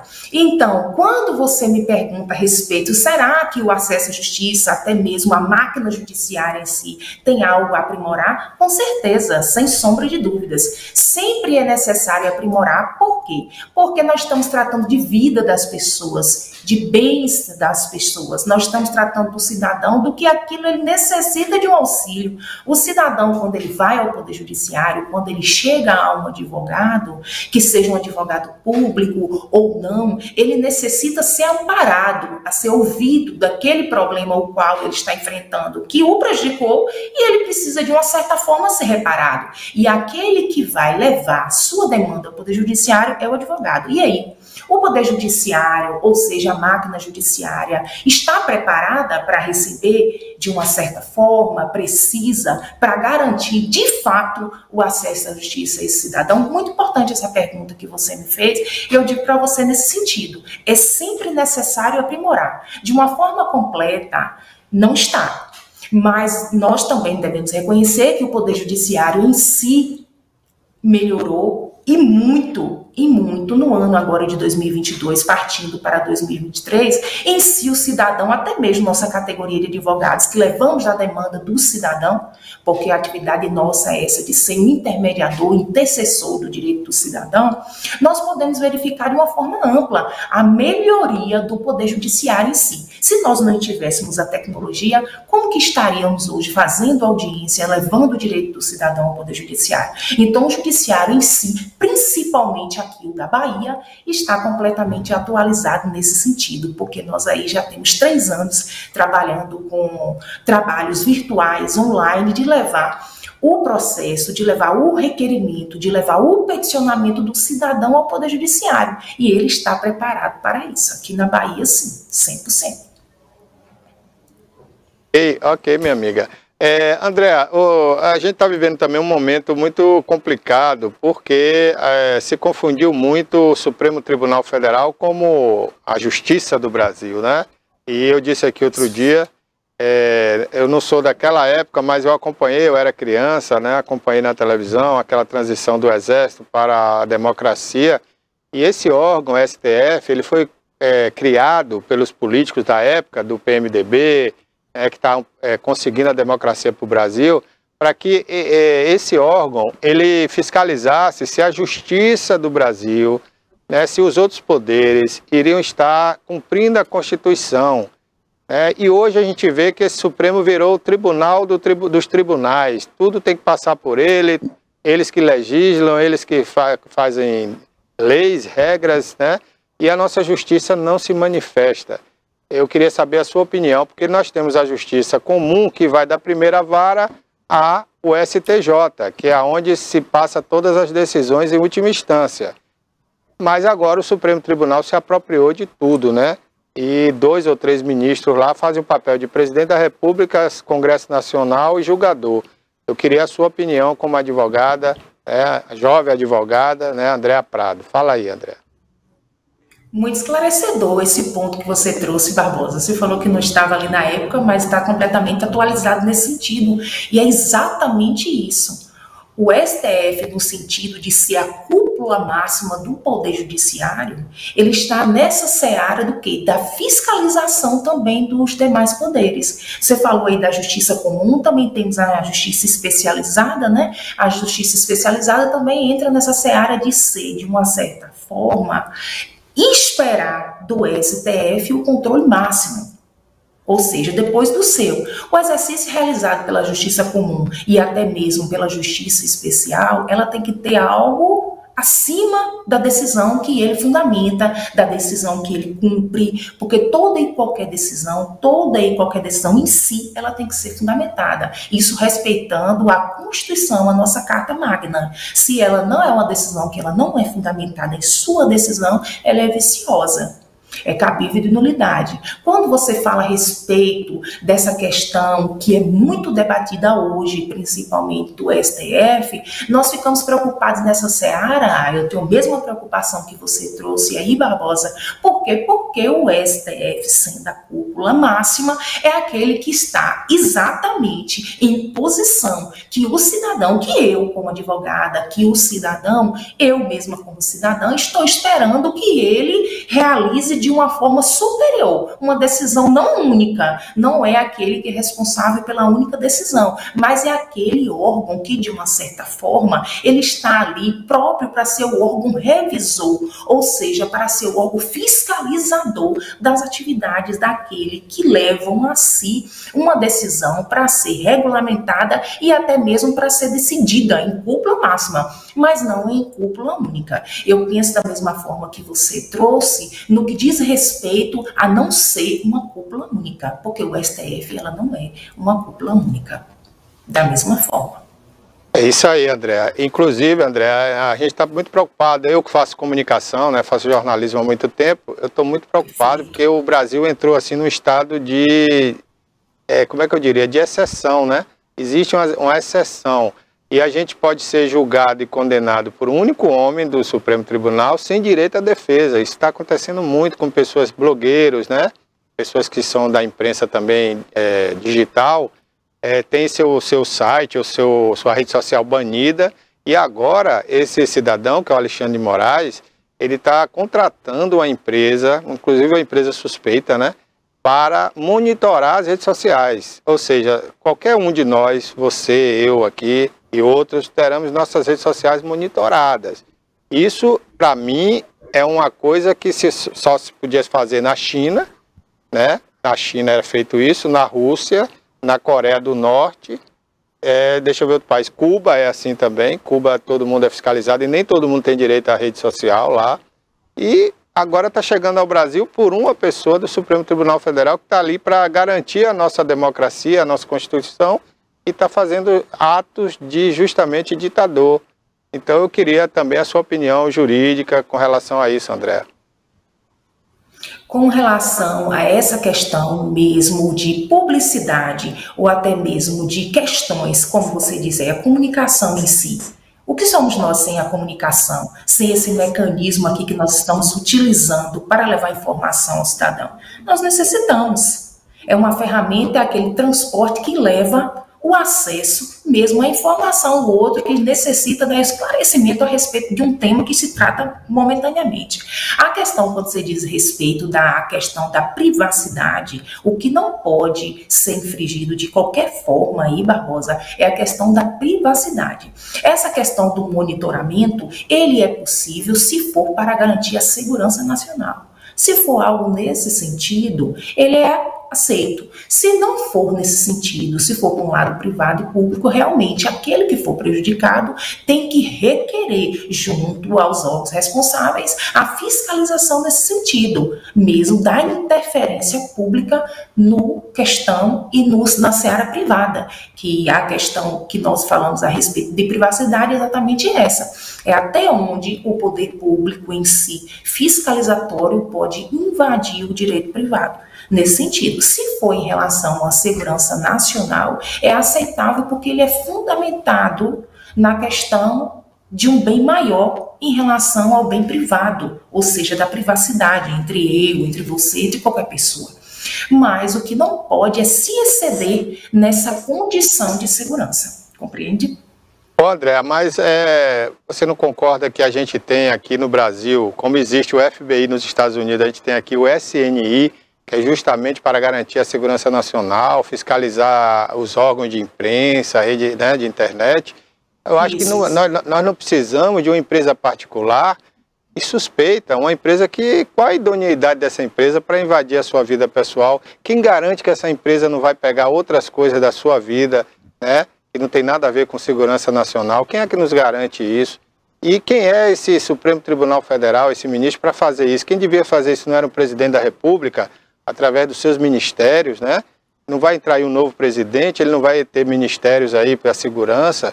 Então, eu acho que a gente não precisaria do Supremo para isso, entendeu? Eu acho que aí você desvirtua um pouco o contexto da justiça. A justiça, para mim, está ali para julgar, né? Para julgar, condenar, absolver ou, no caso do Supremo, fiscalizar a nossa Constituição Federal se está sendo bem utilizada ou não. Mas fora isso, está tudo errado. Essa é a minha opinião, o meu ponto de vista. Não sei se você concorda.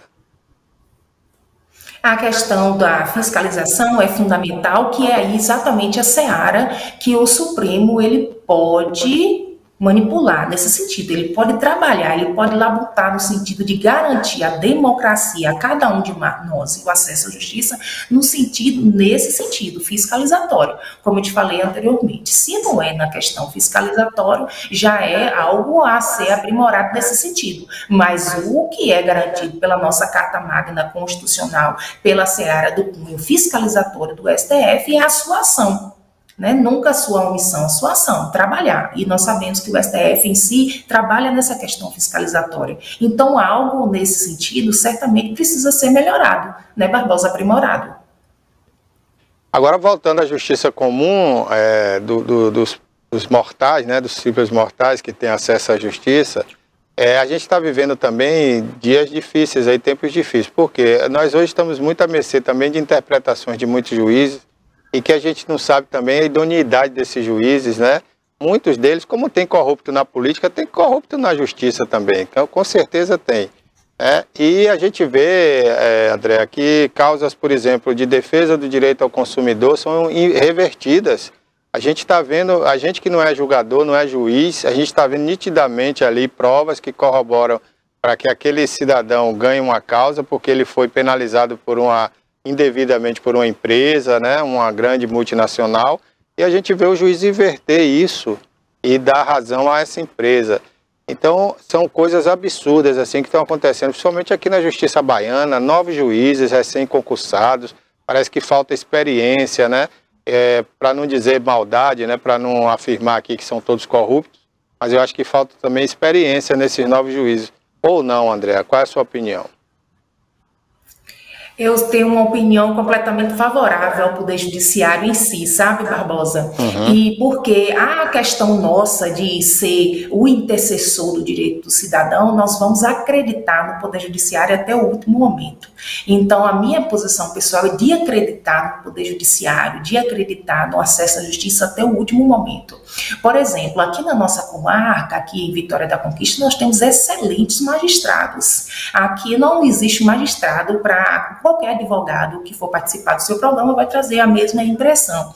Né? Na minha qualidade de advogada, realizando atividade laboral como advogada e também uma atividade laboral de auxiliar da justiça, eu verifico que os juízes, eles não se posicionam em condição contrária ao cidadão, tão pouco afastado. Eu acho que, de fato, aqui, por exemplo, em si a Bahia, eu advogo na Bahia toda e eu nunca tive em processos meus mesmo de atuação de ver atividade ou qualquer tipo de atividade suspeita de magistrado, muito pelo contrário, os magistrados aqui são muito bem preparados, são magistrados que inclusive, além do trabalho que executam de forma pública nos processos, né, que garantem ali a fé pública, são magistrados que se preocupam com o cidadão, que sempre tem uma rede social privada, que leva temas importantes para a sociedade, que leva temas de discussão de grande relevância, porque apesar do momento que você enfrenta, apesar do momento de crise, que sempre é um momento que sempre tem condições que são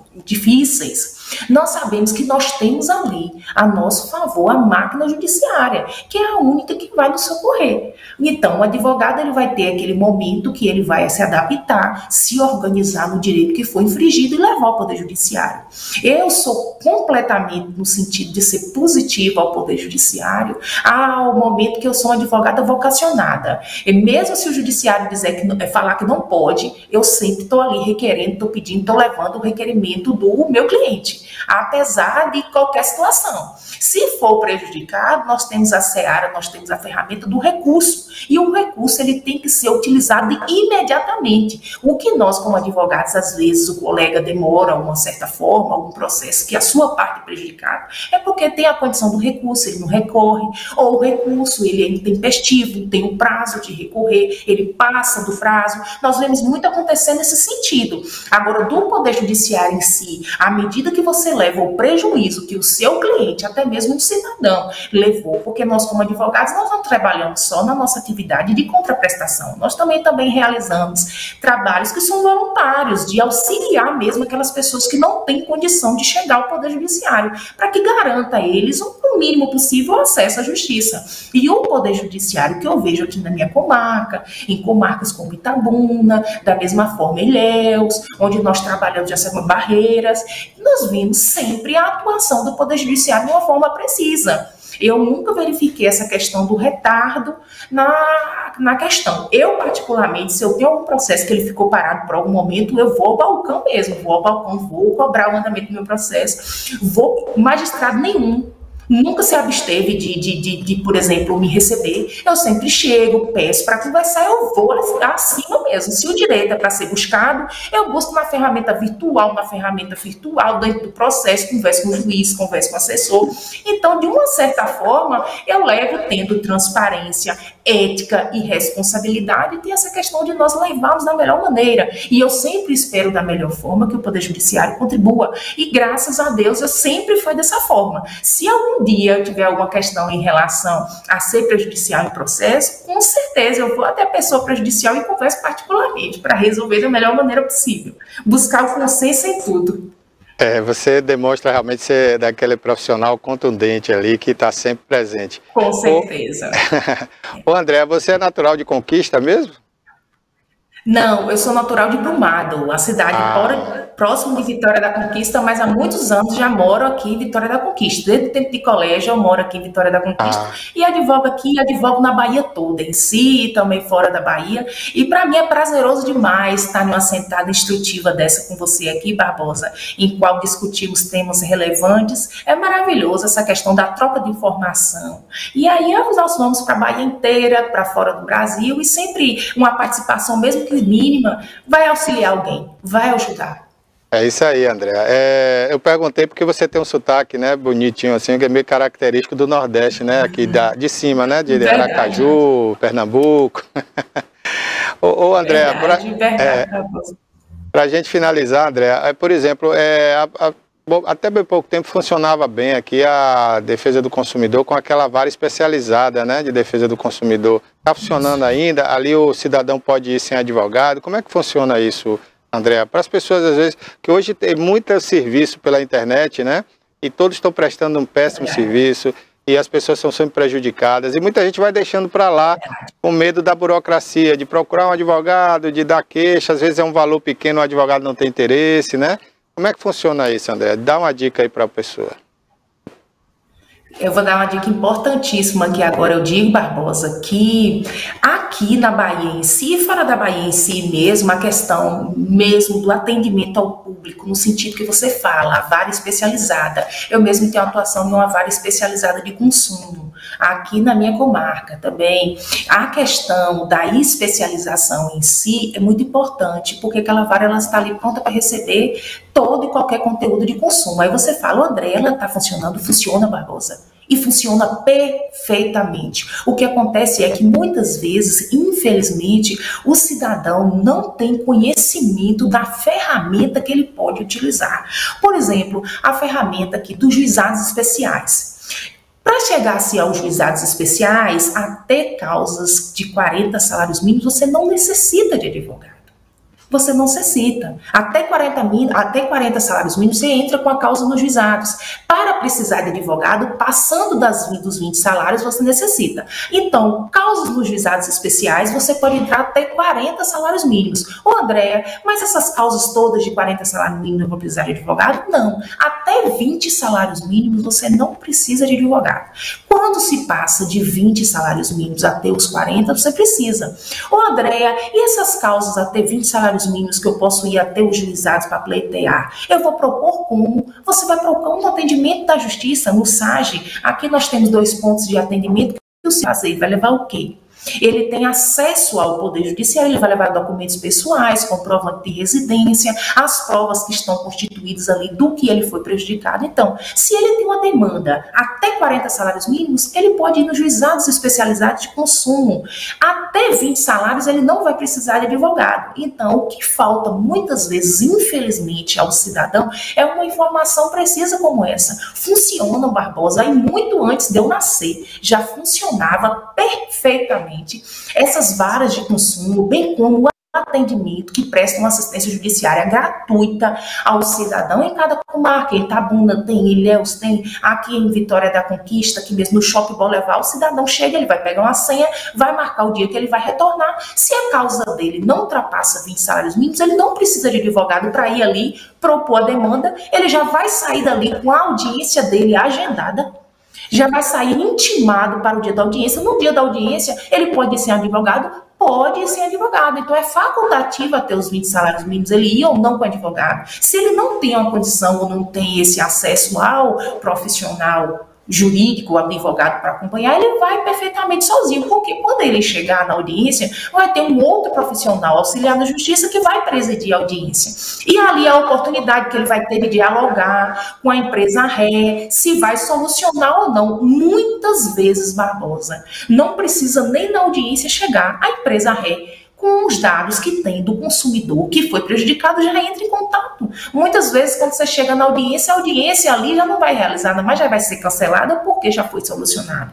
Quando não é solucionado antes, na própria audiência de conciliação ou preliminar, nos casos das audiências criminais, são resolvidas ali mesmo, de uma forma simples. Uma forma simples, resolvida, no caso criminal, uma composição civil, uma transação penal, ou na seara de consumidor civil, realizada ali na própria sentada. Se ali não for realizada, a sua demanda, de qualquer forma, vai chegar até o magistrado para ele sentenciar o seu caso. Até aí, Barbosa, o cidadão não precisa de advogado. Ele vai precisar só se a causa dele ultrapassar de 20 salários mínimos ou se for para o segundo grau, para a próxima etapa, né? Sair ali do juiz e ir para as turmas recursais. Se ele for precisar recorrer, aí ele vai precisar de um advogado para auxiliar nesse sentido. Mas até esse momento que ele tem contato com a ré, que ele tem contato para resolver a demanda, em contato nesse sentido, ele não precisa de advogado. Então, o acesso está aí à disposição do cidadão. Basta ele procurar. Ele não conseguindo o atendimento no SAGE, ele pode ir aos núcleos das faculdades, das universidades, e mesmo na faculdade, na universidade, perguntar, chegar lá, onde é a atuação do núcleo de vocês? É aqui mesmo na faculdade? Ou é em um endereço diverso? Pega o endereço e pode ir, que certamente vai ter um advogado à disposição para resolver de uma forma mais simples e não complexa o prejudicial desse cidadão. Poxa, André, muito obrigado, viu, por você ter participado mais uma vez aqui do programa. Volte sempre, a sua presença sempre nos agrada aqui, nos traz muito esclarecimento, viu? Obrigada. Muito obrigada, Barbosa. Eu que agradeço pelo momento da sentada instrutiva. Sempre é um prazer muito grande estar aqui com vocês. Um grande abraço para todos. Valeu, André. Um abraço, obrigado. Conversamos com a Andréa Prado, advogada de Vitória da Conquista, né? Sempre participando aqui do programa com bons esclarecimentos. Agora a gente vai conversar com outra pessoa maravilhosa aqui. Falta adjetivo, né? Eu gostaria de falar aqui um adjetivo sobre ela, mas me falta. Eu ficaria aqui falando vários adjetivos, né? Sobre essa pessoa que tem sempre participado aqui do programa. Mas hoje ela está aqui ao vivo com a gente. Bom dia, Raquel Rocha. Bom dia, Barbosa. Estou participando sempre, né? É isso aí. Seja via material enviado, seja assistindo, comentando lá. Muito importante, inclusive, quem assiste o TVI News, deixar os comentários, né, para a gente poder... Porque às vezes eu vejo lá muita gente assistindo, mas as não pessoas comenta, não comentam. E a gente quer escutar vocês. Barbosa, ele aprecia muito esse feedback de com certeza, eu gosto muito de que as pessoas falem, né, o que estão ali sentindo naquele momento, do que estão achando do programa, daquele quadro. É importante, né, a gente ter esse feedback. A Raquel, gente, é cineasta, né, para quem não sabe, ela é atriz, né, participou inclusive da minissérie aqui que está rodando ainda na TVI, né, O Síndico, dirigido por Beth de Paula. Também é psicóloga, né, psicanalista e psicóloga, e professora de yoga, e se eu for falar aqui vai ter muito mais coisa. apresentadora aqui de programa na TVI também. Mas, Raquel, você também é um amante da cultura, uma pessoa ligada à cultura de Itabuna, né? Principalmente às letras. E eu queria que você falasse um pouquinho sobre esse concurso literário, né, que está acontecendo aqui. Que eu sei que você está por dentro disso aí, com certeza está fazendo parte. Queria que você falasse sobre isso aí, até quando vai acontecer. Sou apaixonada pelas letras, pelos livros, desde pequena. Inclusive você é formada também em letras, né? Em comunicação. Em comunicação, rádio e TV. Aí, tá vendo? Antes de psicologia. Gente, se for adjetivar aqui, a gente passa o dia todo. Que minha primeira graduação foi economia. Mas confesso economia, assim, que não faço mais nada na área de economia, a não ser tentar fazer algum investimento para a velhice. A segunda foi comunicação, rádio e TV, que é um curso assim que eu realmente fui apaixonada e sou apaixonada pela comunicação. Mas eu adotei hoje a psicologia como a minha profissão do dia a dia, sem deixar nunca de lado a comunicação, né? Esse trabalho que eu amo. A psicologia é apaixonante, né? A psicologia você lidar ali com a mente humana é uma coisa extraordinária. Mas não tem como deixar a comunicação não, Barbosa. Com certeza. Impossível. Né? Mas falando aqui, né, das letras, eu queria dar uma notícia muito importante, que é a prorrogação do concurso literário da Academia de Letras de Itabuna. Bacana. Eu sou diretora de comunicação, olha a comunicação. Eu sou membro e diretora de comunicação da Academia de Letras de Itabuna. E a gente abriu o nosso primeiro concurso literário. A premiação totaliza cerca de R$6.000, uma excelente premiação para quem gosta de escrever. E as inscrições, a princípio, se encerrariam anteontem, dia 30 de novembro, mas nós tivemos uma prorrogação. Até quando, Raquel? A gente vai prorrogar até o dia 15 de março. Porque o que a gente recebeu é que muita gente queria escrever a crônica, fazer a inscrição, mas a gente pegou esse período de final de semestre dos estudantes universitários, que constituem nosso público-alvo, e final de semestre está todo mundo ali preocupado com prova, etc. Acredito que muita gente não conseguiu escrever, por conta disso nós fizemos a prorrogação. Raquel, agora esse concurso, né, a pessoa pode escrever o quê? Crônica, um conto, crônica? Crônica, a temática é o Rio Cachoeira, tem que ser sobre o nosso Rio Cachoeira. Ele é destinado a estudantes de instituições universitárias aqui da região sul da Bahia, então não só de Itabuna, mas de toda a região sul da Bahia. Mas não necessariamente só estudante ou só estudante? Estudantes universitários. Só estudante universitário. Nós delimitamos nesse primeiro concurso o público-alvo como estudantes universitários e da região aqui do sul da Bahia. Então, Itabuna, Ilhéus, as cidades aqui. Está tendo muita gente já para participar? Já temos uma quantidade boa de inscritos, mas resolvemos ampliar os prazos para que outras pessoas também tenham a oportunidade de participar aí desse concurso. Crônicas do Rio Cachoeira. Então, o primeiro lugar, Barbosa, vai receber um prêmio de R$3.000 em dinheiro, o diploma e a publicação também da sua crônica na revista da Academia de Letras de Itabuna, Guriatã. Segundo lugar, o prêmio vai ser de R$2.000 em dinheiro, mais menção honrosa e publicação também na academia, na nossa revista Guriatã. E terceiro lugar, R$1.000 em dinheiro, menção honrosa e também a publicação da crônica na revista da Academia de Letras de Itabuna, na revista Guriatã. As inscrições vão agora até o dia 15 de março de 2023, mas não deixem para escrever na última hora.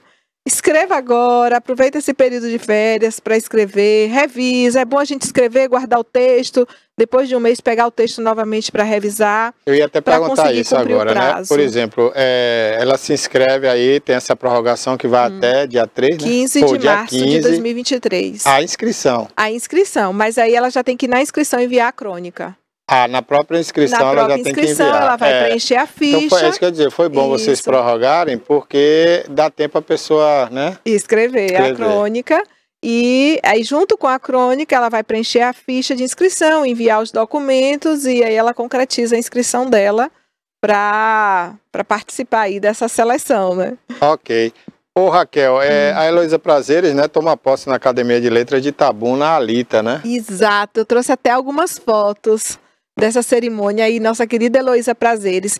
Ela foi a 9ª mulher a ser empossada na Academia de Letras da Bahia. Então, ela já faz parte da Academia de Letras da Bahia, ocupa lá a cadeira número 26, que foi a cadeira do ex-governador Roberto Santos. Nessa foto ela está aí com Ciro de Matos. Ciro de Matos, inclusive, foi a pessoa que fez a indicação do nome dela, porque Ciro de Matos também faz parte da Academia de Letras da Bahia. E Heloísa, ela é natural de Itabuna. Heloísa, ela é itabunense, só que ela foi para Salvador ainda, acho que durante o período escolar, foi muito nova para Salvador, e nem todo mundo sabe que essa grande escritora é daqui de Itabuna. Ela é ensaísta, poeta, tem 6 livros publicados, ela é irmã do poeta Renato Prata, e ela ocupa a cadeira, coloca a última foto, por gentileza, Aí ela assinando aí o livro de posse, ela com o escritor Ciro de Matos, que fez a indicação do seu nome. Aí a gente tem alguns membros da diretoria, né? Nosso presidente Wilson Caetano está sempre por aqui, a vice-presidente Janete Ruiz.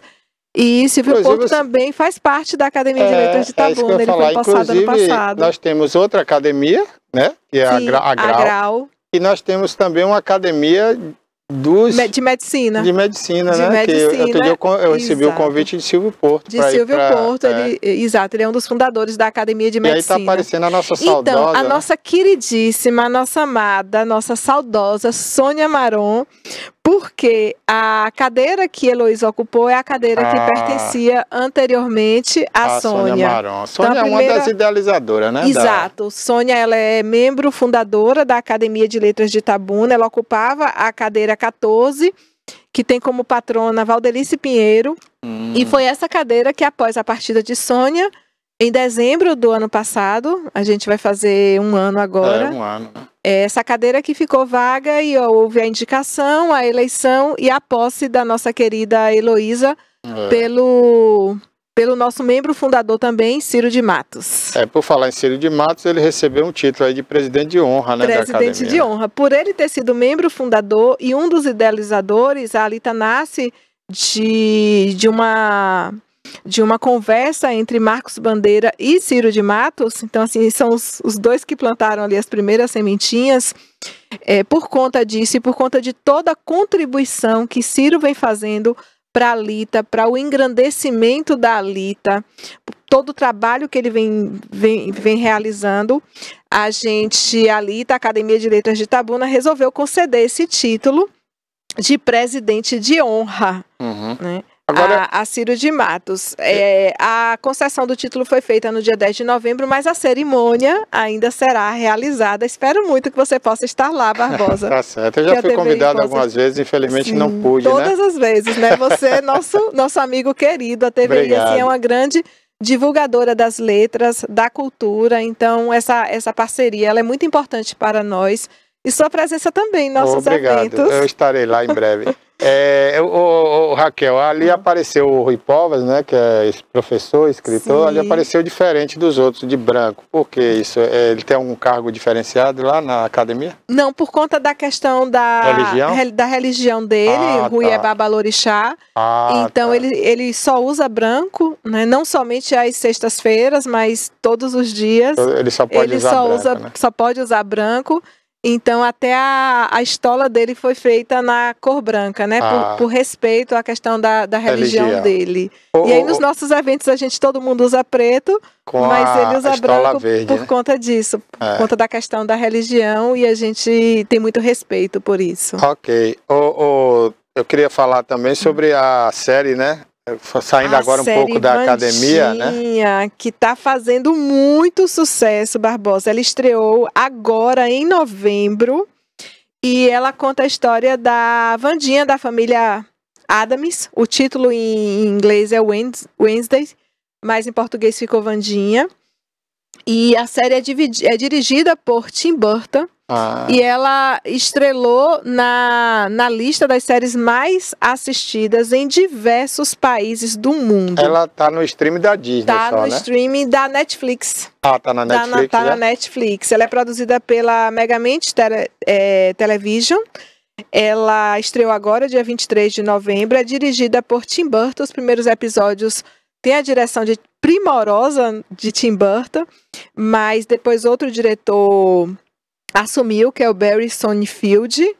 A classificação indicativa dela, que eu acho importantíssima, é de 12 anos. É importante a gente dizer sempre a classificação indicativa, né, por conta dos conteúdos que nossos filhos assistem. Eu acho que até poderia ser uns 13, 14, mas tá como 12, né? Porque tem a questão assim de crime. Ela vai para uma escola, Nevermore, e nessa escola está acontecendo uma série de assassinatos, e aí ela vai lidar com essa questão dos poderes paranormais dela e também com tentar desvendar esses assassinatos. Aí a colega de quarto dela, e volta à foto anterior, quem faz a mãe dela, Mortícia Adams, é a Catherine Zeta-Jones, que faz Mortícia. E nessa foto de Tim Burton, deixa a gente sincronizar aqui a fala com a foto. Aí é ela com os colegas de Nevermore. Passa a próxima, por favor, Cássio, para eu ver se eu acho a de Tim Burton. Pode passar. Aí, Catherine Zeta-Jones, que faz a mãe dela, Mortícia, né? Isso, Mortícia Adams. Mas a história se passa na universidade. Nessa escola. A escola é uma escola magia, que ela vai né? estudar, porque ela foi expulsa. É como se fosse o Harry Potter, né? Exato, eu achei muito semelhante. Pronto, tô olhando você as fotos foi ali, em cima. Eu achei muito semelhante a Harry Potter, né? Que vai para a escola e acontecem várias coisas ali, coisa e tal, os estudantes se unem.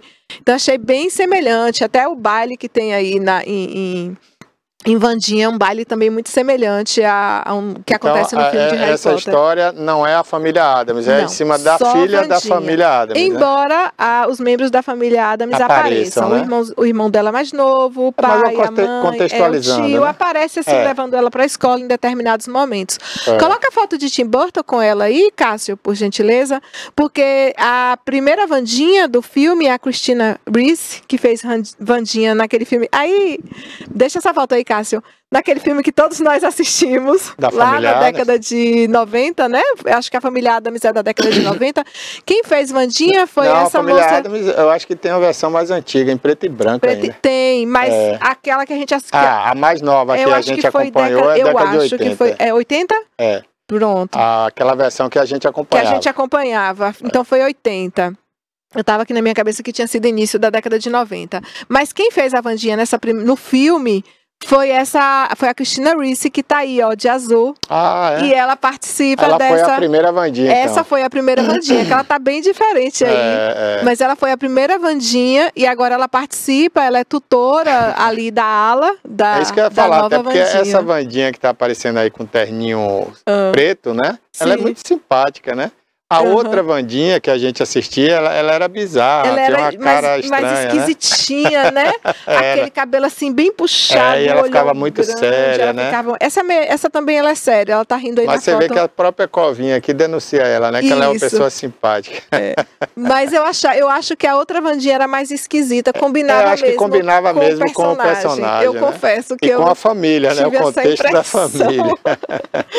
Eu tive essa impressão também, mas aí convidaram a atriz para fazer um personagem nessa série, né? Ela faz ali a tutora da ala que Wandinha está nessa escola. E quem interpreta a nova Wandinha é a Jane Ortega, essa garotinha aí que ela tenta ficar com essa cara assim meio enfesada, mal-humorada a série toda. Mas eu confesso que a Wandinha do filme, ela tinha uma cara mais estranha. Dentro do contexto era melhor. Combinava. Mas é uma boa série. É uma boa dica. Eu assisti todinha, do primeiro ao último episódio. E é uma boa série, eu recomendo. Achei realmente um pouquinho semelhante com o Harry Potter. Eu tô sentindo falta dessas dicas, Raquel, que você dá, né? Porque ontem mesmo, foi anteontem, né? Eu perdi um tempão à noite. Sempre antes de dormir, eu gosto de assistir um filme, né? E aí eu fui lá no stream buscar um filme e o ator era bom, porque eu gosto daquele ator, né? Mas o filme não tinha enredo, não tinha nada. Um roteiro vazio. Não sei se você já assistiu A Pedra Bruta. Não disse não. Filme horrível, muitos palavrões e nenhuma história legal. O cara recebia uma pedra de contrabando dentro de um peixe e aí ele emprestava a pedra a um jogador de basquete e ficava correndo atrás dessa pedra, uma loucura, o filme não tinha nada. Então, se você tem uma dica dessa, você não perde tempo como eu perdi. Porque eu tive que ir até metade do filme tentando achar uma coisa interessante, engraçada e não vi nada. Aí quando você chega na metade, você fica, meu Deus, termina, fiquei frustrado. Aí eu me aborreci e cortei o filme pela metade. Então, quando você dá a dica, é bom que a gente já vai certo, já assiste aquele filme sabendo que é bom, né? Vandinha é uma série pra família, que é isso que eu também acho importante, assim. Isso uma é legal. série que, se você tem um filho adolescente, você que tem um garotinho de 13 anos, você pode assistir junto com ele. Tranquilamente. Não vai ter nenhuma cena pesada. Então, assim, aquela coisa da interação do pai e do filho, sem ser uma coisa também muito chata pro pai. Eu acho que ela é interessante também pro público adulto, mas ela é destinada primordialmente para adolescente. O que me fez assistir foi a direção de Tim Burton, porque eu acho ele a direção dele sempre primorosa, a beleza imagética, a forma como ele constrói as imagens, olha para isso, os tons que ele utiliza. Fica parecendo até computação gráfica. Exato. Né? Então, pela direção de Tim Burton que eu decidi assistir a série, mas realmente recomendo, é uma série boa. E eu tenho visto muitos filmes, eu compartilho dessa mesma opinião sua. Tem muita coisa, Barbosa, mas tem muita coisa ruim. Tem filme que eu começo a assistir que eu falo assim, Senhor, eu perdi 10 minutos aqui da minha vida vendo isso. E você às vezes espera mais um pouquinho para ver se vai engatar, se vai melhorar, mas depois... Não vai, você vê que a coisa, né, você vai assistindo ali, poxa, vai chegar alguma coisa interessante aí, né? Isso aí eu acho que é um besteirol, mas vai melhorar, não vai. Aí então a gente está numa época que tem muita coisa sendo produzida por esses próprios canais de streaming, mas muita coisa ruim, muita coisa ruim. Então eu me comprometo a ficar sempre fazendo essa pré-seleção, porque a cada... 5 coisas ruins, eu acho uma coisa muito bacana, muito boa, e aí eu vou trazer pra cá, tá bom? Me comprometo. Eu vi lá o título, né, eu achei bacana, Pedra Bruta, eu falei, olha, isso vai ser uma coisa que alguém vai lapidar, que vai melhorar, que vai, né, mas o filme ia acabar e a pedra ia continuar bruta. É com aquele Adam Sandler? Eu vi um Joias... É aquele ator, eu sou péssimo. Que faz comédia. Você já me convidou para falar de filme. E eu não venho falar porque eu esqueço tudo. Eu sou o cara que essas televisões adoram, né? Porque eu posso assistir o mesmo filme 10 vezes. Mas é aquele ator que fez o Clique. É ele mesmo, Adam Sandler. Eu comecei a assistir, acho que o nome é Joia Bruta. Joia Bruta. E eu não consegui continuar. Você está certo. É horrível, o filme é muito feio. Foi. Eu comecei a assistir também, parei no início. Além do vocabulário, só tem palavrão no filme, né? Muito pobre, muito pobre. Eu acho que quem fez esse roteiro, ou a história, né? Primeiro a história, né? Porque o roteiro vem depois da história, né? Eu acho que a história é muito pobre e aliás, eu vou até valorizar quem fez o roteiro, viu? Porque em cima de uma história tão pobre daquela, fazer um roteiro deve ser difícil. Raquel, mas falando da arte, né, dessa 7ª arte que nós gostamos tanto, você gosta também, né, amante cineasta, você gosta de produzir também. Você falou aí da fotografia do filme, né, que eu achei belíssima também. Um filme ele tem que ter a fotografia, porque se não tiver... só pelo roteiro, pela história, você não vai, né? A fotografia é tudo no filme também, né? Isso, é um conjunto. É um conjunto. Né? Também não adianta num filme com a fotografia belíssima sem história. Então, a trilha sonora. Mas eu até sou amante da fotografia, Raquel. Eu até, né, num curso de fotografia que eu fiz, o professor fez um material de 5 minutos. Você só com as fotografias, você contava a história. Você contava uma história. Com uma fotografia. Só com fotografia. Então, assim, eu não quero dizer que é melhor do que as outras, que fotografia é tudo e o roteiro não é nada, não é isso que eu quero dizer. Mas se tiver uma boa fotografia, você ainda fica ali acompanhando, né? É verdade. Uma trilha sonora também faz diferença. A trilha sonora é importantíssima. Os atores, porque eu acho que a gente escolher filme pelo ator tem um certo sentido quando você fala, né? Eu vi o ator e foi assistir o filme. Porque quando você vê o ator que você já gosta, já viu em outro filme, né? Fazer sucesso e falar, esse filme deve ser bom. E tem atores que são muito criteriosos, né? Nos filmes que eles aceitam atuar. Por exemplo, se fosse esse ator aí, que você não tinha aceitado participar desse filme. Porque, por exemplo... Eu já começo a achar que ele está em decadência, que eu falo, o cara está fazendo um filme desse. Eu também acho que ele tem que ser seletivo. Agora, por exemplo, se você pega um ator como o Jack Nicholson, que fez O Iluminado, enfim. Eu não vi aquele filme cara ruim. Pra mim é o cocô, né? Eu não vi filme ruim com Jack Nicholson. Eu também não. Então, quando Até eu vejo... os filmes que tinham tudo pra ser ruim, né? Como aquele das mulheres, né? Qual é o das mulheres? As Bruxas de Salem, né? De Salem? De Salem, perdão. As Bruxas de Salem. Eu achava que aquele filme tinha tudo para ser ruim, mas ele tornou o filme interessante. Tem ator Tem um que outro filme também isso. que ele é o psicólogo de um ex-presidiário, né? Um cara que tem esse também. Tinha que fazer um tratamento psicológico e ele acaba conquistando a namorada do cara. É engraçadíssimo, né? Então, assim, eu ainda não vi um filme ruim com ele, não. Filme que ele tem transtorno obsessivo compulsivo. Então, quando eu vejo um filme com Jack Nicholson, eu já dou voto de confiança e assisto, porque até hoje eu não vi filme ruim com ele. Eu acredito que ele é bem seletivo nos roteiros que ele aceita atuar. E ele tem cara de ser muito chato. Tem cara de ser chato. Mas não é todo ator que faz essa seleção, né? Então a gente às vezes vai pelo ator e o filme realmente é Ou horrível. Às vezes é o poder de convencimento do diretor, né? Que quer aquele ator. O cachê, ou é o cachê oferecido. Quem sabe, né? Raquel. E por falar no cinema, né? E atores, a gente está falando aqui, Raquel, nós perdemos aquele ator, né? Que se suicidou, que eu achei um desperdício, né? Para a vida dele, porque era um bom ator também. Que fazia comédia. Que fez Pat Adams. Eu acredito que se ele esperasse mais um pouquinho, ele ia morrer naturalmente mesmo, né? Porque ele já estava velhinho, mas ele era um grande ator, né? Grande ator. Nossa, qual é o nome? Agora, Barbosa. Ele fez excelentes filmes, ele fez Tempo de Despertar, ele fez Good Will Hunting, fez Pat Adams. Era Robert, não. Não é Robert De Niro, não. Ele fez um filme com o Robert De Niro, que foi esse tempo... Robin Williams. Robin Williams. Demora, mas vem. Ele fez um filme belíssimo, um dos melhores filmes que eu já vi na minha vida. Ele e Robert De Niro, chamado Tempo de Despertar. Procurem esse filme para assistir, gente. É um filme muito bonito mesmo. Eu acho que eu já assisti. O último que eu assisti dele, Raquel, foi um filme que ele morria.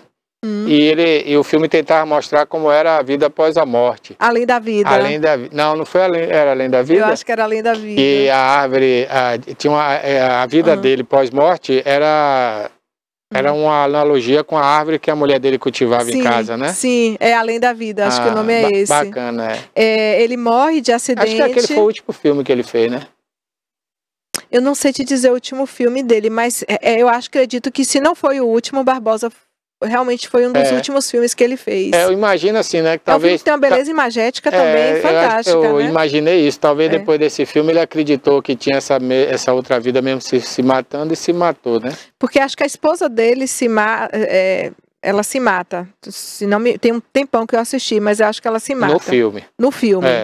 E ele tenta ir atrás, né? Isso. E o que a gente tem, assim, a nível de quase todas as religiões é que o suicídio nunca ele é bem visto pelo ponto de vista espiritual. Não, porque a vida só quem tira é Deus, né? Então, só quem tira é Deus. Quem acredita em Deus sabe que não é por aí. Então, quem se suicida, ele naturalmente não tem direito a essa vida que é pregada pela religião, né? Que é uma vida após a morte maravilhosa, né?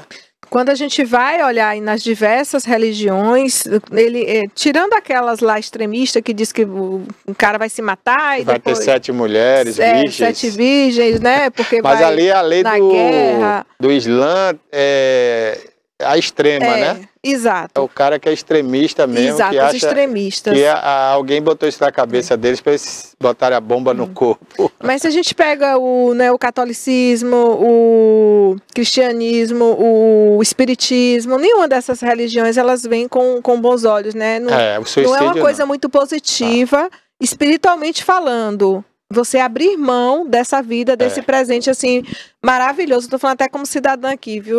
Depois a gente pode até marcar para falar sobre suicídio do ponto de vista da psicologia. Né? Mas religiosamente não é uma coisa que parece que você morre e vai para o paraíso. Eu acredito muito na misericórdia de Deus. E isso eu acredito, que a generosidade, a bondade, o amor de Deus e a misericórdia, ele está acima de qualquer coisa. Mas não é uma boa forma de deixar a vida, não. E, infelizmente, né, um ator como ele morre dessa forma, né? Tirando a própria vida. E um ator que fez filmes de comédias maravilhosos e fez o mundo rir, né? Fez o mundo rir. E por dentro ele era triste. Ele já tinha se internado algumas vezes, ele lutou muito antes de desistir. Ele mesmo se internava para tentar melhorar, mas ele já tinha uma depressão profunda que já o acompanhava há muito tempo. E isso é uma prova, né, do que se fala muito por aí, né, e se prega muito para as pessoas que às vezes acham que ter alguma coisa resolve tudo, né? Não resolve não, tá tudo aqui, ó. Mas disse que ele Vamos marcar um dia, né, pra gente falar sobre esse tema na psicologia. Vamos, sim, sobre o suicídio, sim. Sobre não prevenção só sobre o suicídio, ao né? suicídio. Mas as pessoas que se desalentam fácil, né? E acham que se tivesse naquela posição que seria feliz, né? E não. E a felicidade não depende disso. E eu peço até para quem está assistindo para fazer uma reflexão, né? A gente está ali na escola, odiando a escola. Aí quando eu passar no vestibular, quando eu entrar no curso que eu quero, eu vou ser feliz. Aí entra na faculdade, ai, quando eu me formar, vou ser feliz. Aí se forma, tá trabalhando ali exausto, ai, quando eu tirar férias eu vou ser feliz. Ou quando eu me aposentar, vou ser feliz. E você fica sempre postergando a felicidade. Ontem é engraçado. Quando a felicidade, ela não depende de você ter uma casa, um carro, momento, uma viagem. Ali, né? Exato. E a gente não faz isso. Ontem, Raquel, eu fiz uma crônica, eu compus uma crônica, eu não escrevi, porque eu estava só pensando, né? Eu mentalizei a crônica, mas não botei no papel. Que era justamente sobre o futuro, né? Hoje é o futuro que eu sonhei lá atrás, e eu tenho que viver esse momento. Só que você agora não pensa nisso, que hoje é esse futuro. Não, você só fica pensando no amanhã. Exato. E aí você também acaba não vivendo o tempo presente, pensando, eu preciso ser feliz hoje. Eu não posso adiar a minha felicidade para amanhã, até porque eu não sei se vai existir amanhã. É isso que eu ia falar, porque o ser humano é assim, ele vive duas coisas que não existem. O ontem, que já passou e não existe. Exato. E o amanhã, que não existe. Amanhã não existe. Perfeito, Barbosa. Amanhã não existe. Perfeito, não existe. Existe não tem hoje. Nada garantido. E se eu chegar amanhã eu vou falar que é hoje, porque vai ser hoje. Então amanhã não existe. Exatamente. E tem um filme, todo mundo que era, não sei, da nossa época, deve ter assistido aquele desenho da turminha do Ursinho Pooh.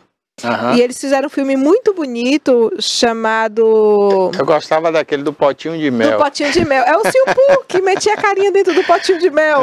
Meu potinho de mel. Fizeram um filme muito bonito com essa turminha do Ursinho Pooh, e ele animaram todos os personagens, e tem personagem real também. Acho que até o Ivan McGregor que faz. Tem uma versão agora, tem uns 5 anos, mas é um filme tão bonito, e tem uma parte que assim que ele tá, tipo aquele menino que interagia com o ursinho, né? Ele tá todo focado ao trabalho, ele esqueceu. Eu vou lhe mandar o nome desse filme pra você assistir. Mas aí o ursinho, eles têm uma coisa muito legal, que é uma frase de perguntar assim, qual o melhor dia? Aí o outro responde, é o dia de hoje. Então assim, qual o melhor dia da sua vida? É hoje, agora. É o dia de hoje. Tem que ser o dia de hoje, porque é o único dia que você tem que torná-lo o melhor do que você puder. E eu aprendi uma coisa, Raquel, assim, a duras penas eu estou aprendendo, né? Que eu era muito ansioso antigamente e deixei de viver porque eu vivia um futuro que não existia, né? Exato. Então eu aprendi assim, eu não faço mais planos. Planos assim, amanhã eu vou viajar, não, se eu acordar amanhã, eu vou agradecer a Deus, aí sim eu falo, hoje eu vou viajar, eu quero viajar.